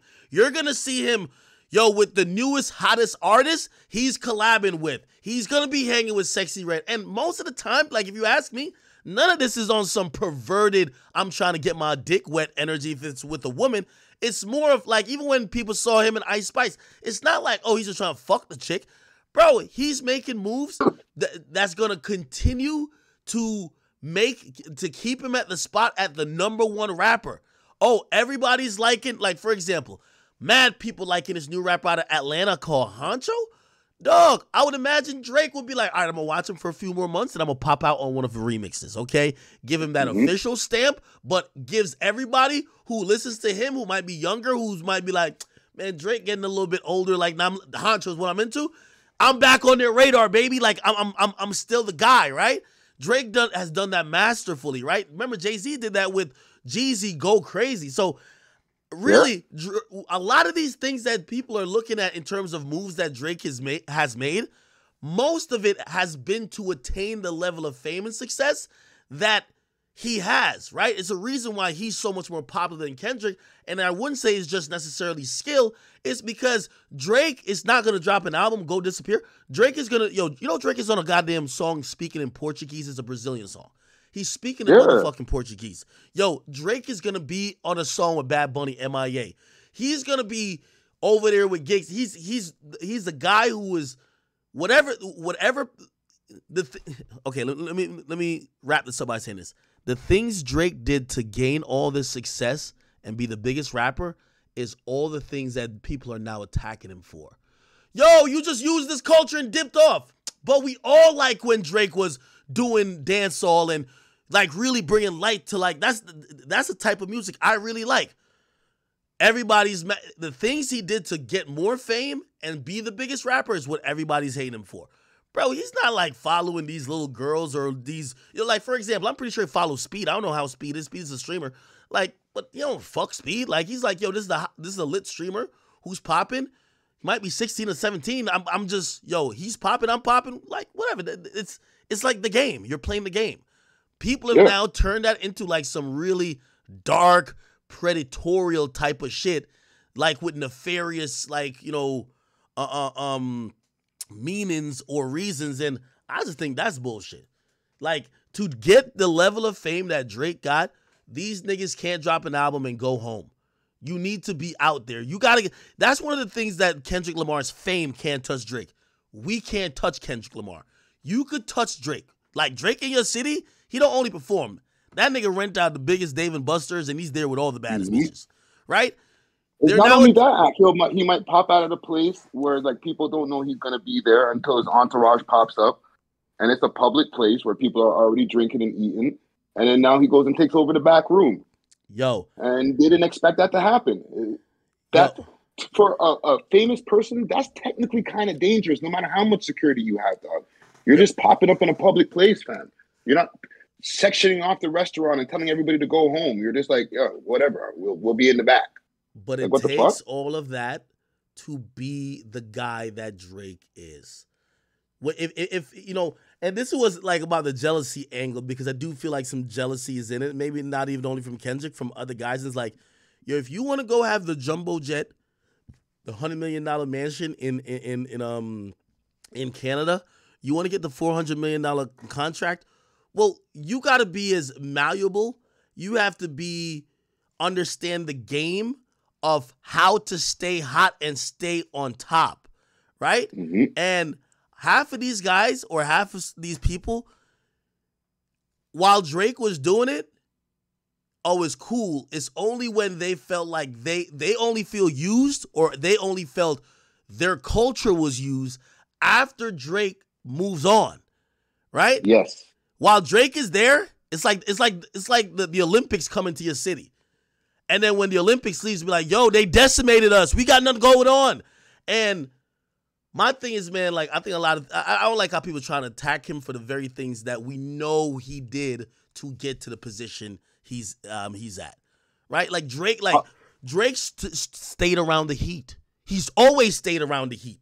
Like Drake is smart. Like, I'm pretty sure Drake follows Angel Reese, right? And it's not that she's a musician or nothing, but yo, that's culture. Like, I'm pretty sure he follows Sha'Carri Richardson, right? And I'm not pretty only sure that though, Ak, he follows multiple Toronto rappers. Like, I've interviewed rappers like Roadrunner. You've had Roadrunner on the stream, Yep. right? I put him up on my Instagram page. Boom, Drake starts following him. He follows people just to keep up with what's going on. Before he was a famous rapper, this nigga was on the internet trying to see what's going on. He's an internet nigga, dog. He keeps up with the shit. If he wasn't the most famous rapper in the world, and I don't want to speak for him because I don't know him like that, but from the way I was seeing him move before, if he wasn't the most famous rapper in the world, he'd probably be into like a broadcaster or something, because he keeps up on everything that's going on. And I'll give him credit for this. For somebody who's achieved so much and gotten so much fame and money and accolades, he still moves like he's a hungry up-and-coming rapper, dog. Like, this nigga posts on Instagram regularly. You know what I'm saying? Like you've already said, he's putting out music at a rapid clip. You don't really have to do that. You want already, but he keeps on going and keeps on adding to it. So maybe they're hating on his work ethic, dog. Yo. And not everybody's willing to do that much work. Like, I get the same hate.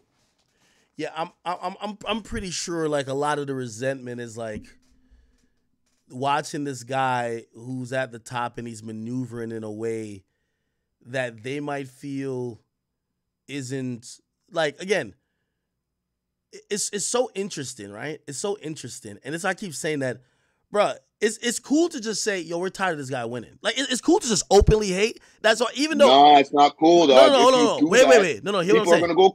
They're gonna, that looks weak. No. Hear what I'm saying. Bro, it's cool to, like, if you're hating anyway, it's cool to just say, bro, I'm hating. Right? Like I'm saying, because half of these niggas, their real reason with Drake is, I'm tired of you winning. But they're going to disguise it. Yo, we hate that you're using people's culture. Bro, how many rappers, like, shit, even, bro, Jay-Z literally did that towards the end of his career. Like, shit, when he started collabing with Jeezy and shit like that. Wasn't that nigga, like, trying to utilize the fact that the South was the fastest rising thing? He started doing collabs with them. Was Jay-Z using Atlanta or whatever? No, like, everybody just saw that as a lit collab, right? But when Drake does it, he's using people, like, he's manipulating. You know what I mean? It's interesting how Kendrick just calls him a manipulator. Like, bro, you're a manipulator. I'll take it one step further, Ak, when you mention Jay-Z.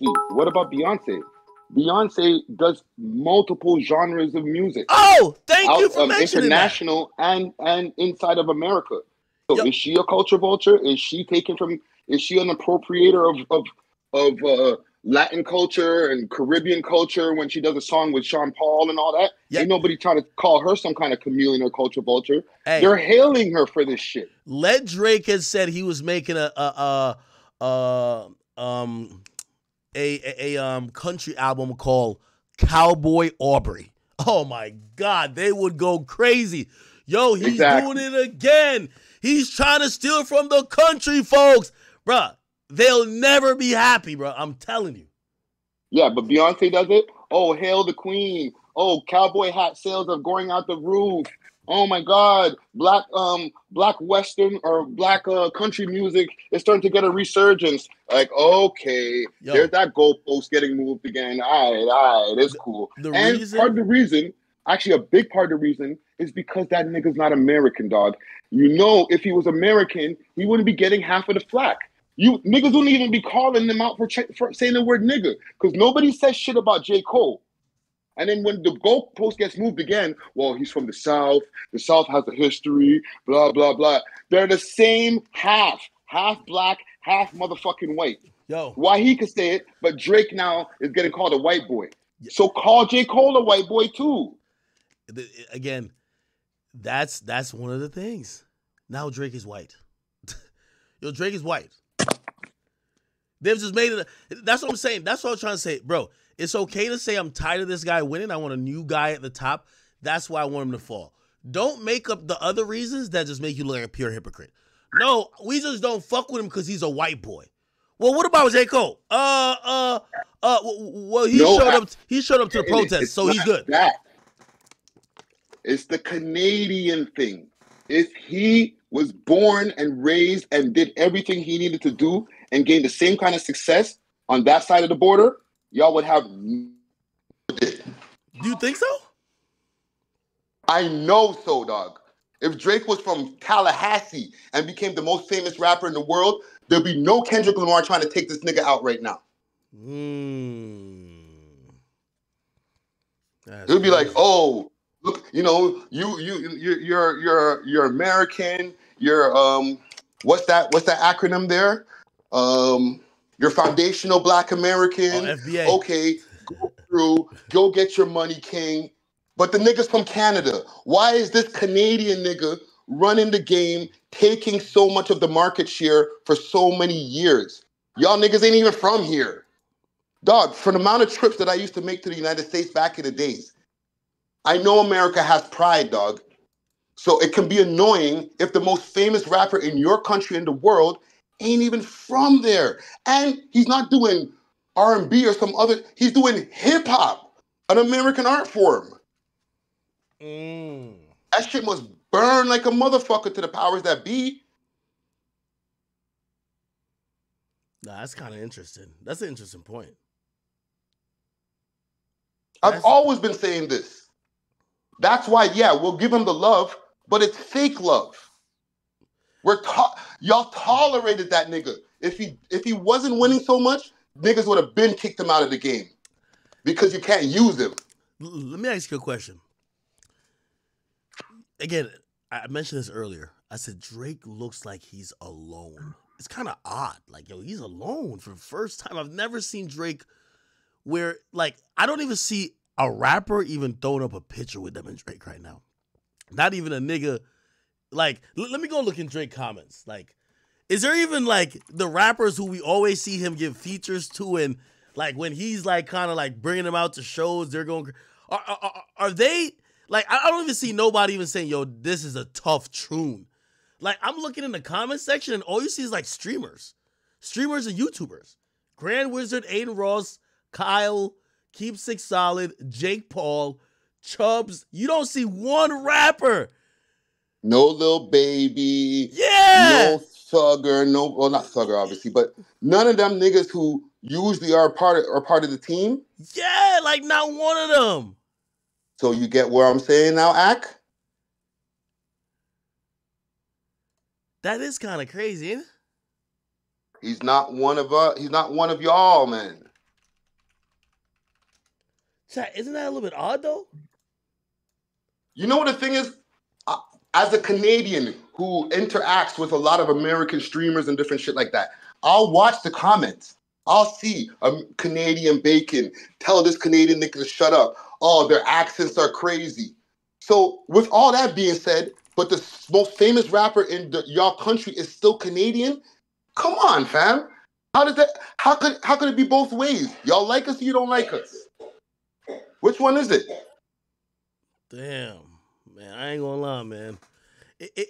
If I'm Drake, would you feel a way that none of your friends is even like even just giving you a shout out, like, you know, like, or even like, yo, niggas call you a pedophile, being like, yo, you know, all these niggas done party with Drake. Like, some of these niggas got stories of Drake being in the club with him, giving them like 10, 15,000 to throw. Not one of these niggas coming out and be like, yo, why y'all call my homie like a pedophile? Like, listen, he a lot of things, but that's what he's not. But the game is fake. So you also have to realize a lot of these niggas, even if they're down with him, they're waiting because I guess at this point he might be a little radioactive in their eyes. So as soon as he cools off, you'll see all of these niggas pop back out of the woodworks. Yo, Drizzy, when we gonna get back in the studio? What's going on? You know what I'm saying? Yo, let's take a picture while we over here at the club. But for now, they're like, oh, shit's kind of hot. Kendrick might, you know, that Like Us track is doing a lot of numbers. You know what I'm saying? They might just go slide over and start doing collabos with Kenny because all these niggas is fake. They're not ever your real friends, dog. Hey, Chad, here's what I'm saying. If Drake is supposedly fucking kids, how come all the people that he's going at, that he done fuck their girls, all them chicks is overage? So you're telling me he's fucking all kids except the ex-girlfriend or the current girlfriend of Tyga, Future, Metro, Rick Ross, ASAP Rocky, Weeknd, John Moran. Like, so you're telling me those are the only overage girls you ever fucked? Unless them niggas is fucking with kids too. Fam, those are just wild allegations. It's an allegation that if the right person tries to push it, who's super famous, then here we are where we are now. You know what I'm saying? Some people had the audacity to tell me there was a possibility that Drake and Kendrick could get past this at one point. And I said, you're an idiot if you think that. Like, you're an idiot if you think, like, it's up for life off of this. If they do, they're better men. They're better men than I am, yo. Yo, I think Drake realizes, like, this, you know, I think also he was trying to figure out, like, yo, are we just rapping? Or is this like some personal shit? And I think he realized Kendrick went for the juggler. Yeah. This was a headshot. They ain't control anymore. This was no Legos. Like, this was a headshot, and he's hoping you don't make it out the coma in the hospital.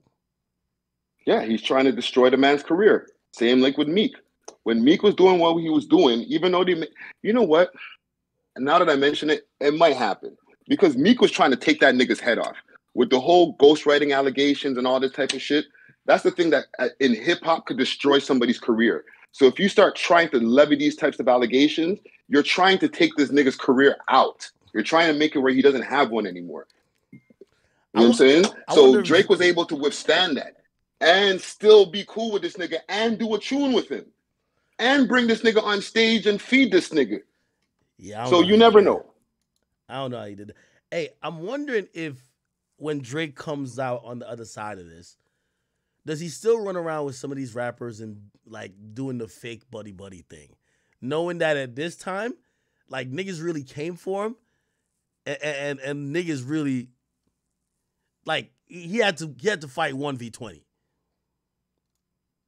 If I was him, moving forward, I would keep everything close to the chest. I would fuck with these niggas from a distance. Like, yeah, we cool, but we'll just stay on working relationships. We can hang out at the studio, and when the studio session's done, we ain't going to the club no more. Yeah. That got to be the end of that. That's what I'm saying. Yeah, I wouldn't know who to trust anymore. Yeah. At any moment, you don't know what these niggas' intentions are. When you become that famous, remember, this is unprecedented act. This is not like, oh, this happened already with Jay-Z. Jay-Z didn't get to the level that Drake got to. Well, have you thought about like it maybe Drake did something?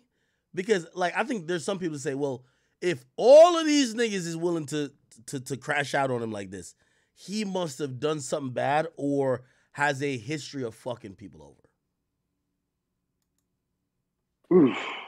Who knows? In the end of the day, we never know. We don't know any of these people personally, dog. We know as much as what people tell us. Okay, they can feel that they've been done wrong in some kind of way. They could have been done wrong. They might not have, and just feel that way because they expect more.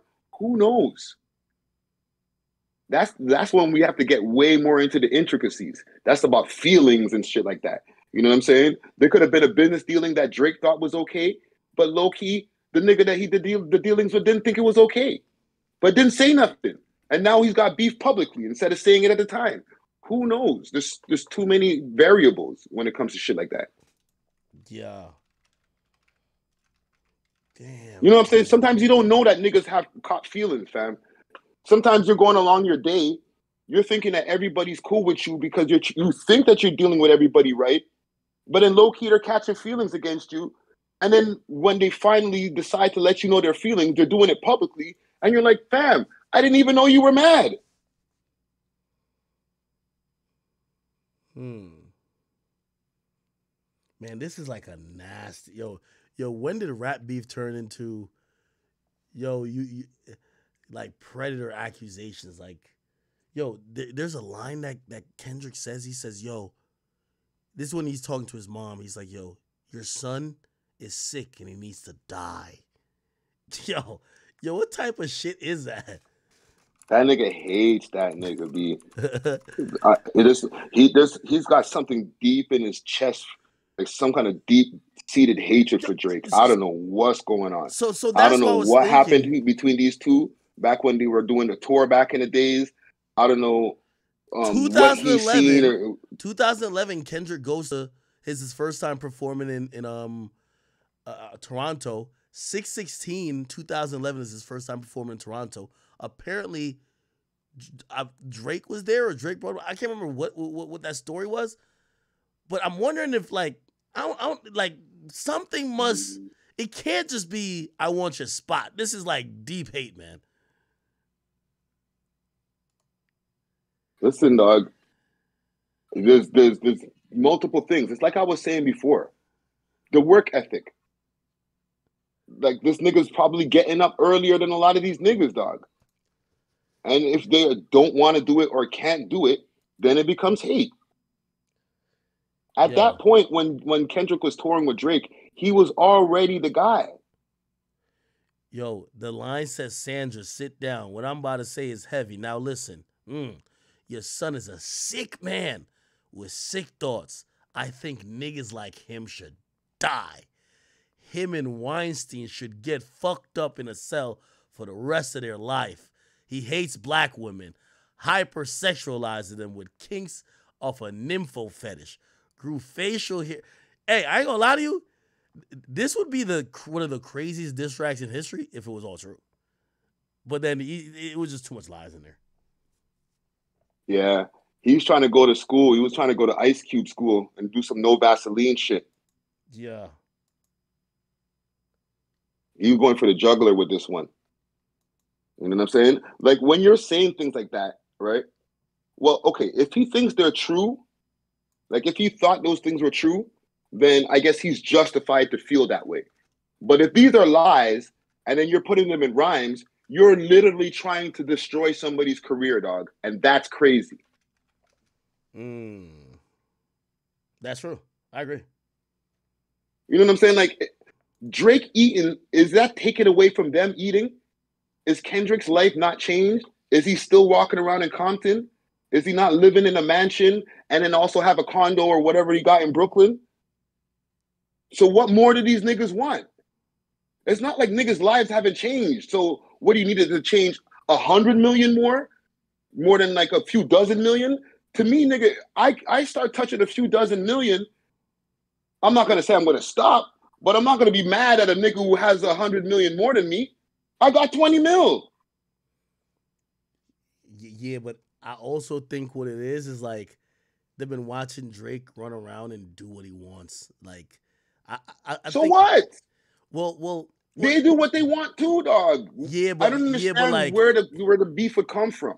Well, if Drake is doing what he wants and trying to fuck their bitch, like, you think ASAP Rocky don't feel no way? Like, he's laying in bed rubbing on, you know what I mean, rubbing on his billionaire baby mama's belly, you know, holding the other baby in the hand, you know, singing, you know what I mean, rock-a-bye, babe, like doing all the little father shit. The new Drake album comes on, and Drake in the song, by the way, her pussy was mid. Like, you think he's not heated? Anti. Yo, he's heated. And it's like, remember that look? Remember that look that, what's the name of that chick named Will Smith's wife? Jada looked at Will when Chris Rock was telling that joke. Imagine that look when Rihanna looks at ASAP and be like, you gonna let this pussy nigga say this? Nigga, you got 2 kids out of this pussy, bro. This shit is fire. You can't let this nigga talk about me. What you gonna do? Yo, you better go. The only thing ASAP could do is try to punch that nigga in the face. He can't rap back at the nigga. What's he gonna do? He tried to rap back at him. Yo, come on, fam. I do have a theory though. I think this is why Drake could never get like a main girl. We've never seen Drake with a main girl for a long time. Like that he's claiming, other than Rihanna. That he's like claiming and cuffing. Cause niggas is waiting to slime him out. The moment they could be like, you know, your current girl used to be sucking my dick over there. Yo, you know she cheated on you with me. As soon as they start beefing, niggas trying to fly out that thing. Like, come on. This is why I think Drake been single for the last 15 years and been making love songs for the last 15 years. How does that work? That nigga been making love songs for 15 years and been single for 15 years. You know what I mean? He was in love with all of them. Every single one of them, he loved all of them, yo. Yo, my nigga's like, I can't do without you. And then that nigga's single as a motherfucker. You were here for a week, but girl, I love you. Yeah. I'm going to write about you in a song next. Don't worry about it. Yo, I ain't gonna lie to you. Yo, you know what? You know the Ja Morant nigga, right? He's tight. Like, he's mad because the girl Drake is rapping about on Date at 8, that's his shorty. Like, yo, that nigga's, you gotta be cheesed. Nigga, you know that nigga, his favorite rapper is Youngboy, so he go from, like, just jumping around, acting like a schizo. Now he, like, you know, he's playing warm-up. He finally got off punishment for waving the gun around. He's warming up at the Memphis Grizzlies arena. The song come on. Drake is singing about his girl. Of course niggas don't like Drake. I'm telling you, this shit is devious. He probably long dicked her, took a Birkin out of the closet, said, yo, take that for the way for the road. Have a good night.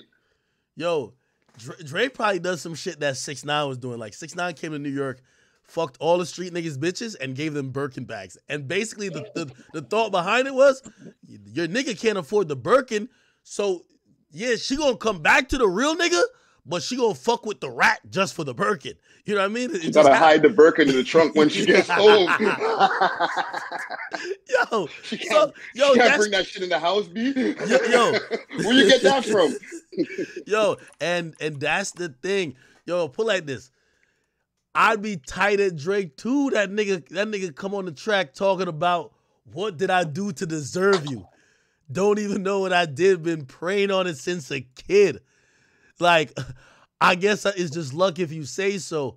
How you get all that body and face? Yo, this nigga writing a love letter to your shorty, dog. Yo, Drake knew this girl for 2 weeks. This shit is ill. I think all of that is work act. I think that goes back to the work ethic. Hey, by the way, not to say I don't know. I don't know if he might feel like that, but like, dog, all that just makes for good slaps. Yeah. So in the end of the day, maybe just smashing girls is just part of the job. Yo, I agree. I think part of his lifestyle is him meeting these women, and it's they're muses for the content that he needs to create. He needs to create content about heartbreak, being in love, lust, sex, and also being the guy with bitches, right? Like, if you're married and you're living that boring, matter of fact, if you've been in a relationship for too long, like, you know, you've been in a relationship for a long time, when you just only have sideways sex with your girl, like, you like just convenient lazy sex. You're not doing the extra shit. You know what I mean? You're not putting in work like that first time you get a crack of that pussy.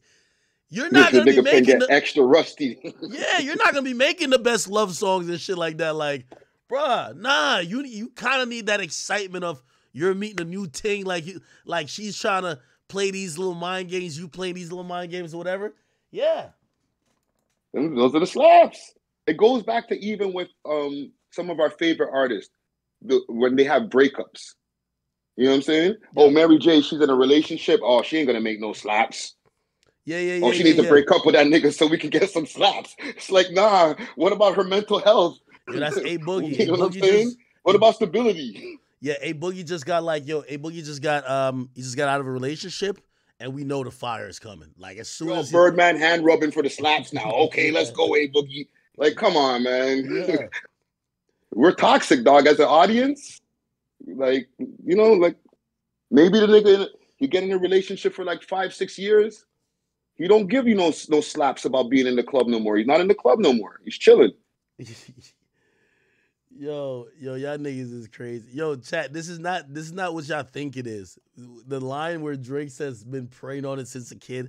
He wasn't preying on her since she was a child. You see, this is what I'm telling you. This is what I tell you. This forever gonna change Drake. Anytime Drake writes a slap now, anything that could be, it's the reason why niggas say pause. Like the first person that made up like no homo and pause, they set it into history where anytime someone says something that before that was invented, you would just know that you're thinking the other person's smart enough to get your context and that you're not saying some gay shit, right? After that became a thing, if you don't say that, you are saying some gay shit, right? So now with Drake, when he was writing a rhyme and he's not thinking, yo, nobody's gonna think I'm writing about kids because no, this line is meant to be something else, right? Like,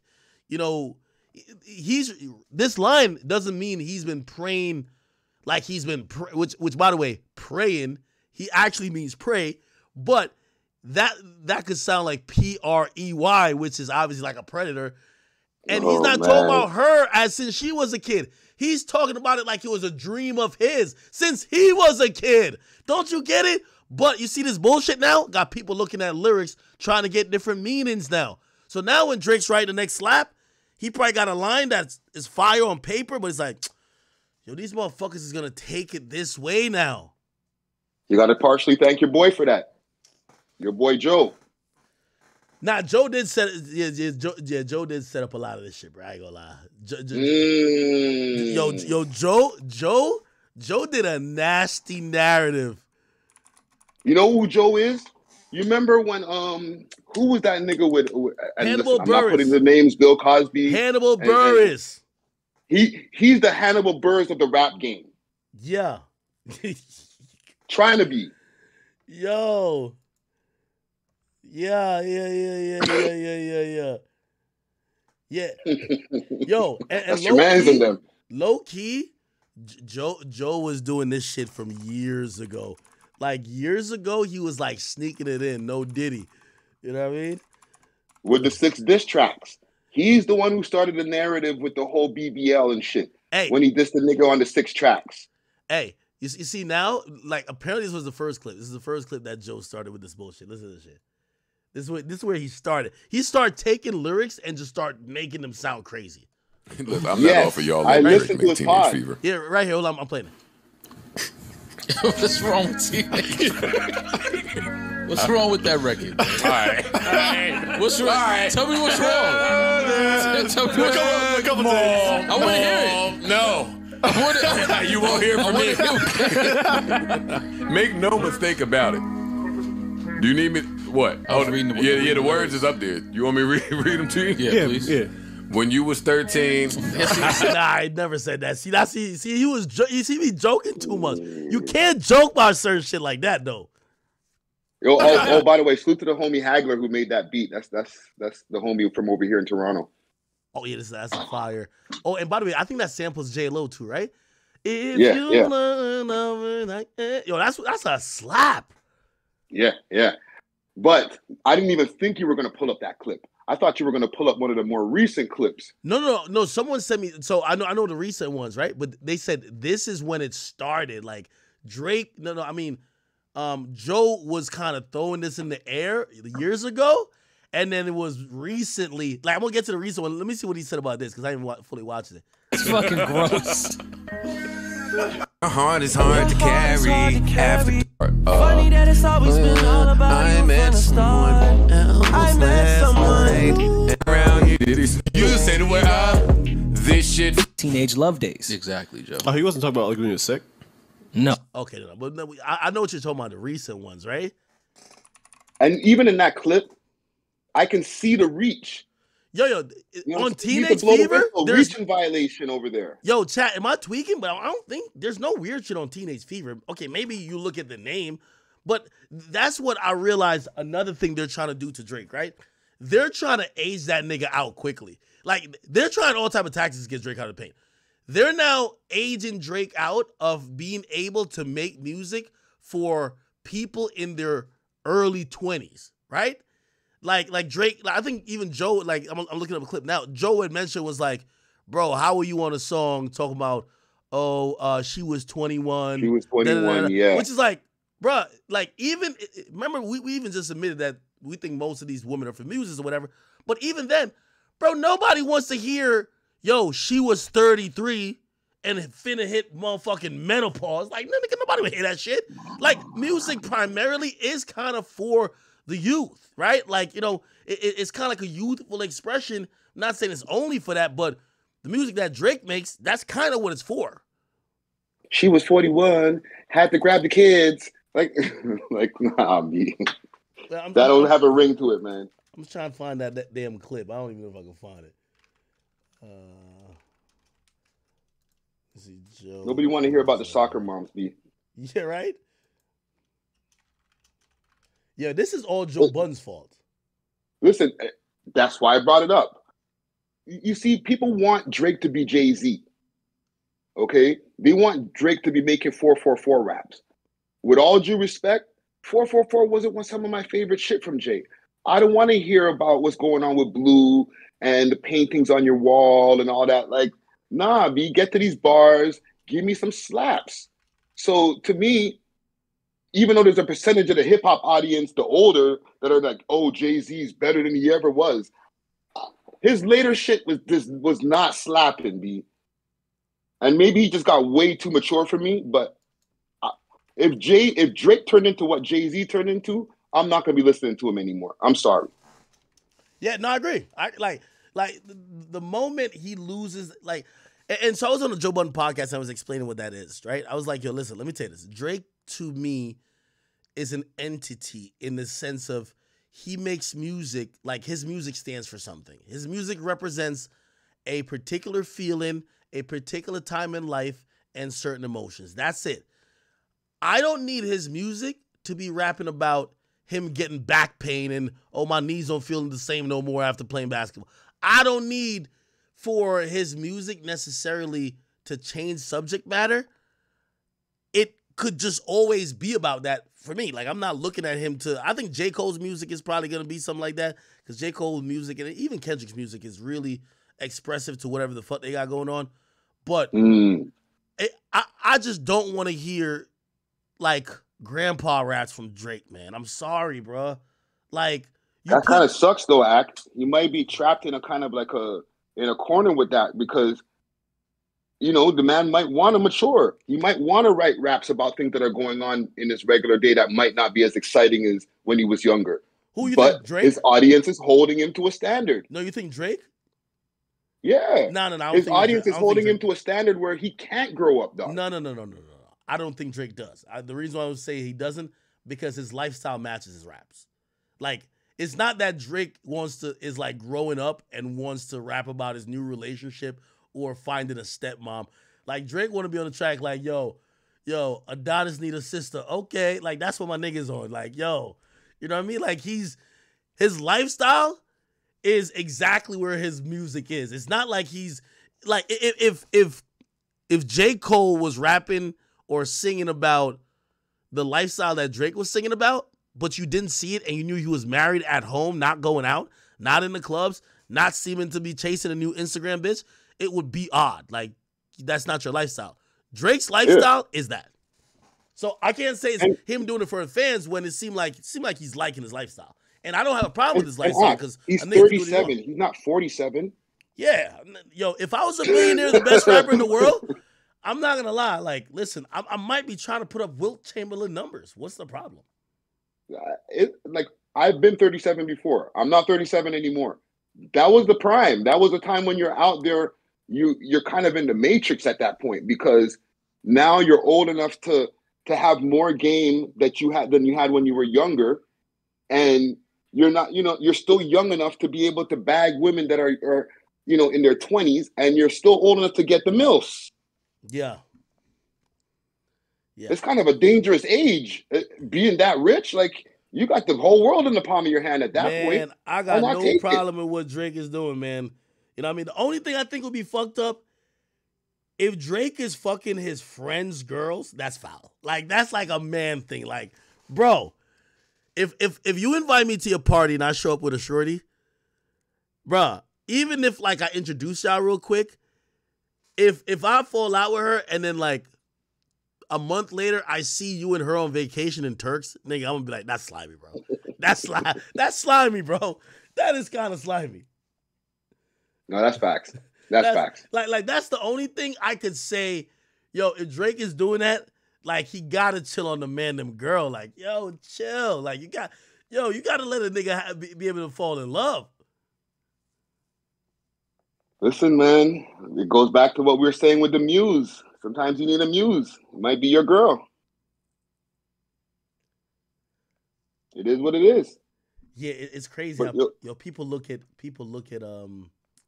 Drake for like the wrong reasons all the time. Like even with that Tyler girl, right? The girl that got that song, make me wet, like whatever that water, whatever that song is. Everybody was looking at it like they were like, yo, Drake's just getting close to her to fuck. Which I'm like, yo, they be describing Drake like he's a sex addict, dog. A lot of the times, people are just trying to work together, dog. It's like that with any celebrity type of relationship when it comes to men and women. They see a man and a woman together having dinner somewhere, they're assuming that they fucking. But they could be talking about business. That's true. You know what I'm saying? Like, especially when you see people in public. Okay, let me ask you. Rick Ross is 50, which, by the way, that's also a little odd when Rick Ross be like jumping on the bandwagon, calling out Drake. Rick Ross is 50. His last couple girlfriends are like 24, 25. Do you see a problem with it? Listen, there's a lot older people who are in Hollywood who are in their 70s who are dating women in their 20s and 30s. I don't see a problem with it, okay? But at the same time, they're moving the goalpost again. It goes back to the same things that apply to Rick Ross don't apply to Drake. I agree.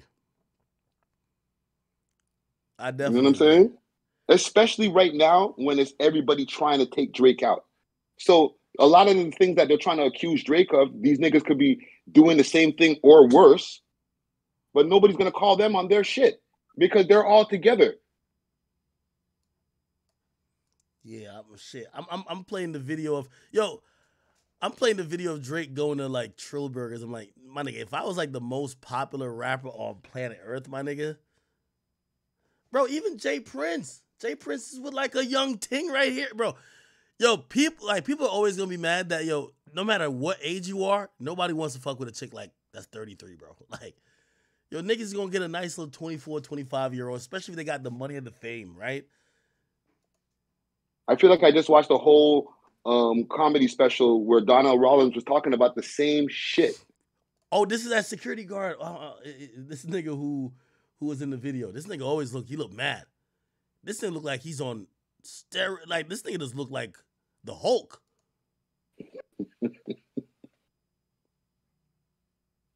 Who's Jay Prince sitting with? So who's that? That's Jay Prince's thing? Yo, come on. That's what I'm saying. Bruh, Jay Prince didn't get that rich and didn't become a mob boss to go fuck with like some old-ass chick? No, I'll take it one further. If he wasn't who he was and he's still sitting with this same chick, now they call him creepy. Yeah. Why is that old man with that woman? But he's Jay Prince, so he's allowed. You know what I'm saying? Also, we have to there's a different standard for celebrity than there are for just regular people in life. Yeah, this nigga Drake is famous as shit. But yo, listen, Act. Yeah. I'm gonna make a move. Yeah. You know what I'm saying? Salute to you. I just wanted to make sure that you were up on a little bit more information than what that was floating around in the different news outlets out here. You know what I'm saying? Nah, thank you for that. I'm gonna be out there. I'm gonna be out there just now. Like I was asking before, I hope the temperature's good when I get to LA. I come in peace. Yo, you know what I'm saying? So you just gotta check out my man Whack 100, man. He good. I'm going over to the network where he's at. I don't want to mention the network on. Actually, you fuck with No Jumper. Yeah. You know what I'm saying? You say No Jumper. Well, just shit, nigga. I ain't gonna lie. You might have to be careful when you go over to No Jumper. No Jumper's like a death trap. Yo. There's gangland over there. Yo. Nigga, I heard one of the employees got shot. Like, yo. To Dijon. Yo, imagine going to work. You either catching a fade or getting a Legos.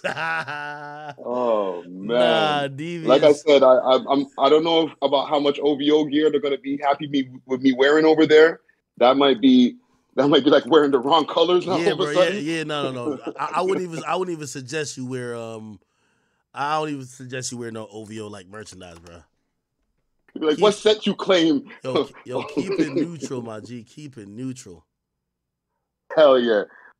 Well, listen, salute to you. Salute to the network. Y'all tap in for all the people who are on the chat here. Big salute to Akademiks.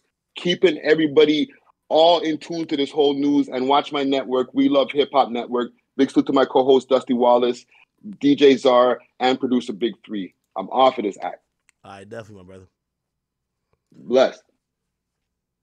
Y'all go check out my man Friday, man. Super entertaining and super, like, you know, insightful and comes with information, especially about the Toronto scene. Yo, did y'all ever see y'all remember when I was posting Drake's crib when he just built it? And I posted because I think the plot of land was like $8 million he bought for the land. But then obviously he had to build on it. And I remember when I had said it, like I said, Drake's $8 million house, and like the nigga who built it DM'd me and was like, brother, the architect, his name is Ferris Ferrari or something like that. I can't remember his name, but like legendary like architect. And he said, brother, he's like, this house costs $100 million. And I was like, oh shit. There's a little tour of the joint. Let me see it. Oh, this house, for example, I manifested this. Whether or not you consider yourself a fan of Drake, I'm sure you've seen his custom mega mansion in his hometown of Toronto. Spanning 50,000 square feet, the manor was designed and built exactly to the rapper's specifications, boasting world-class amenities like a massage room, NBA-sized indoor basketball court, pool in the basement, and much more. Not to mention, it was also constructed with only the best materials like limestone and exotic wood. Today, we'll take a look at Drake's legendary home and some of the coolest spaces inside. In these videos, we don't reveal any addresses, even though I've done a house tour of my own place. Please do not show up at any private residences because it's not safe for anyone. While Drake's career started off as acting in the hit series Degrassi when he was a teen, these days he's best known for being a rapper and singer. Once he pursued a career in music, his success skyrocketed, and not only is he one of the world's best-selling artists, he's also amassed an estimated net worth of over $180 million. The rapper's main mansion in the ritzy Bridle Path neighborhood of Toronto, which took years to custom build, definitely suits his success and is a marvel to say the least. Hey guys, it's Kara the Vampire Slayer back with another exclusive house tour here on Famous Entertainment. This one checking out where Drake calls home and his mansion, well, it's full of surprises. Be sure to like, subscribe, and follow me on Instagram. Chat, and now let's get into this video. First, we'll check out Drake's pride and joy property, his main mansion in his hometown Toronto, in 2016 for $6.7 million, getting the home custom designed and constructed from the ground up, which took years. These days, Drake's mansion is also known as the Embassy and is worth an estimated $100 million. Located on 2 acres of land in the upscale Bridle Path community in Toronto, not to mention he installed super high fences surrounding the compound for ultimate privacy. Drake's stately manor home was envisioned by architect and interior designer Ferris Ferrari, and no expense was spared in crafting the rapper's dream home. The custom crib is made of limestone, bronze, exotic woods, and other top-notch materials, spanning a whopping 50,000 square feet of space. Drake said about the home, "Because I was building it in my hometown, I wanted the structure to stand firm for 100 years. I wanted it to have a monumental scale and feel. It will be one of the things I leave behind, so it had to be timeless and strong." Walking in the mansion, the entryway is decked out in black and white marble, with soaring ceilings and a custom bronze and marble chandelier overhead. Also on the main floor, there's a 2-level hallway, a party area, and a great room with 44-foot-high ceiling, boasting a huge fireplace and piano room to the side, all of which leads to the kitchen. Even the piano here is something special. In the great room, you'll find a designer Bösendorfer concert grand piano, and I can only imagine how expensive that was. But since Drake's world revolves around music, they sourced the best of the best. The kitchen boasts a clean white color palette with large marble block island in the center, as well as blue suede bar chairs to dine in and designer appliances. The nearby dining room has a long table for entertaining and plush couch-style seating on one side. Drake's favorite spot in the mansion, as if you could choose, is his 3,200 square foot master retreat that's located in its own wing of the home. There's a large 1-ton bed, and the bedding and tapestries are all designer as you'd expect, while there's an extra 1,100 square feet of covered terraces here too. The rapper said about his bedroom, "The bedroom is where I come to decompress from the world at the end of the night and where I open my eyes to..." So I fuck all the bitches at, man. Spa-style bathroom boasts a steam Damn, this shit just look expensive. shower and a hot tub, while the suite also encompasses 2 dressing rooms and a kitchenette. Then the luxury guest rooms are located in the guest wing of the home, as you might expect, and since Drake couldn't skimp on anything, the mansion even has special toilets. Yep, some if not all the high-tech toilets here can even play relaxing music while you do your business. Drake also has a cozy studio lounge with backlit panels and warm lighting, and elsewhere an awards room where he proudly shows off his Grammys. There's also a world-class recording studio where Drake likes to listen to music, not just create it, and a Jersey hall displaying basketball memorabilia in a museum-like setting. Other features include a home gym, a movie theater, a snack room, an elevator, and an impressive block staircase adorned with chandeliers. Not to mention, being the basketball ambassador and fan that he is, Drake has an NBA regulation-sized basketball court inside his home, custom designed with his OVO brand logo. Downstairs, Drake has an Olympic-sized indoor swimming pool decked out in black granite, also boasting special lighting to set the mood, seating around the pool, and mirrored walls. While an indoor pool helps in Canadian weather, Drake had to include 2 pools, building another one outside, which is also massive and perfect for the few months of summer we have. Drake's multi-million-dollar estate also offers a 10-car garage and spacious driveway to hold his luxury car collection. While he doesn't spend nearly as much time here. Okay. Anyway. All right. I think he's winning, man.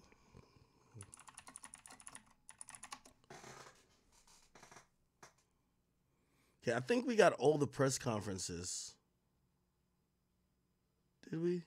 Yeah, I think we did.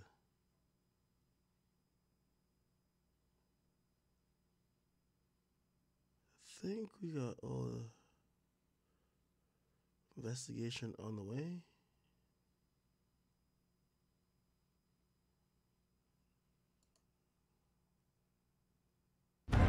And the Palestinians have nowhere to go.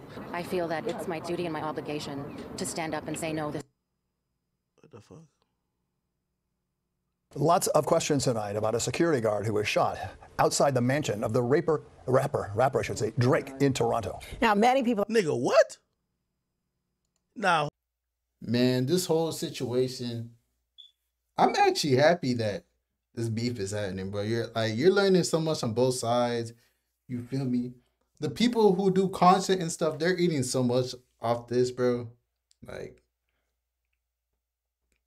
people who sit here and react and do all the extra stuff, like, they're eating so good off this beef. But man, Kendrick versus Drake. You feel me? I'm always Team Ak, and we know Big Ak is Team Drake. So you feel me? I'm gonna have a little bias towards Drake, but I gotta keep it a bean.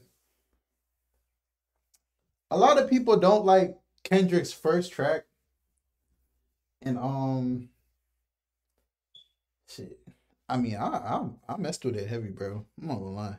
Like, Push Us versus Euphoria, which one is like the immediate better one? Like, if someone told me that they like Euphoria more than Push Ups, I'm not gonna sit there and argue with them. Like, you feel me? But if someone like sits there and says it's like so much better than Drake's is trash, come on, bro. Or if like someone said that Drake's Push Ups is like 30 times better than Euphoria, I'd be like, come on, bro. Cause keeping it a bean, bro, one isn't like superiorly better than the other. Like, they're both good songs. That's like round one. And then you could put Taylor Made against the 616 in LA that Kendrick just dropped. Who's up? I have no clue. Kendrick's enjoying himself though. Kendrick knows what he's doing, bro. And I'm loving this, bro. I'm not gonna lie. Every single bar, I will say this about Kendrick though. Every single bar that Kendrick says, or every verse, there is a bigger meaning behind it. You just have to figure it out. That's one thing with Kendrick that with him specifically, I like. Like, it's like his bars come with like, you have to go and search to like find out what he means. But then after you figure out, you're like, what?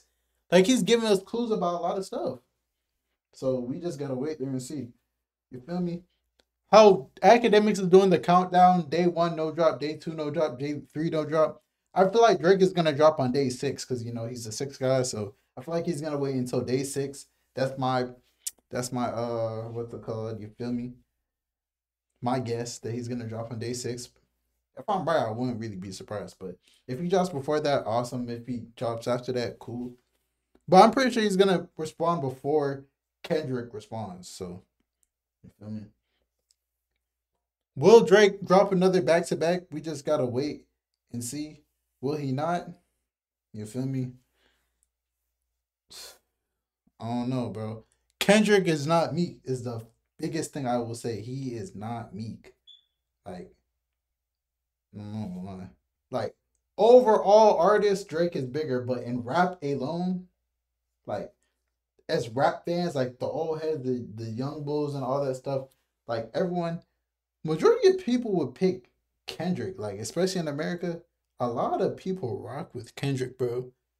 A lot of people rock with Kendrick, bro. So hey, but overall we know Drake's bigger, but just rap alone, man. And like y'all, there's no point in doing like the money back and forth. I'm glad they're not doing the money back and forth. Like, oh, I got more money than you. Like Ross. Ross's big thing is money, but like it's hard doing the money thing with someone who most likely has more money than you. You feel me? So, who do y'all think got more money, Rick Ross or Drake? I mean, they said Drake made like $100 and some million just off his tour, bro. Drake could tour every like twice or 3 times every single year and probably make over $200 million easy, probably profit off touring if you really want to. I think Rick Ross is making a lot of money. I don't know where Rick Ross is making his money from, but I don't think he's making that kind of money. Plus, Drake got like the steak deals and all that stuff. I think Rick Ross is making money, but I don't think he's making like that kind of money. I think Ross probably makes like I don't know. How does Rick Ross make his money? Because it's not off music. He doesn't have that many artists signed. Like, is his franchises really making that much money? Like, I know franchises, they could make like 300, 400K a year. But like, how many does Ross have? How he's making that much? Is he making like 5 million a month or something? Like, I feel like Ross, the way he acts, he got to be at least making at least 50 million a year. But I think Drake's making more than that, but I don't know. Who knows? I mean, man, Drake, go and look at how much money Drake is making off his tour. Drake's easy making like at least 100 mil for like the past however many years. Well, he signed his $500 million allegedly contract plus touring, plus all his other deals. Man, Drake is probably a billionaire right now. Like in assets, probably not liquid, but in assets, he's probably a billionaire. Let's keep it a bean. But man, gets crazy, bro. I told you it gets crazy. But we just gotta wait and see how everything goes. You feel me? I'm a fan of hip hop. As I said before, I have a bias towards Drake, but I am a fan of hip hop. I'm enjoying this. If Kendrick drops a back-to-back-esque song and he demolishes Drake, I'll keep it a bean. You demolish Drake. But until then, you feel me? I feel like you feel me? We just gotta wait and see who drops the song to demolish the other person, which has not been dropped yet. We just gotta wait and see. It's your boy Big Act News. Make sure you like, comment, subscribe, and I'm out.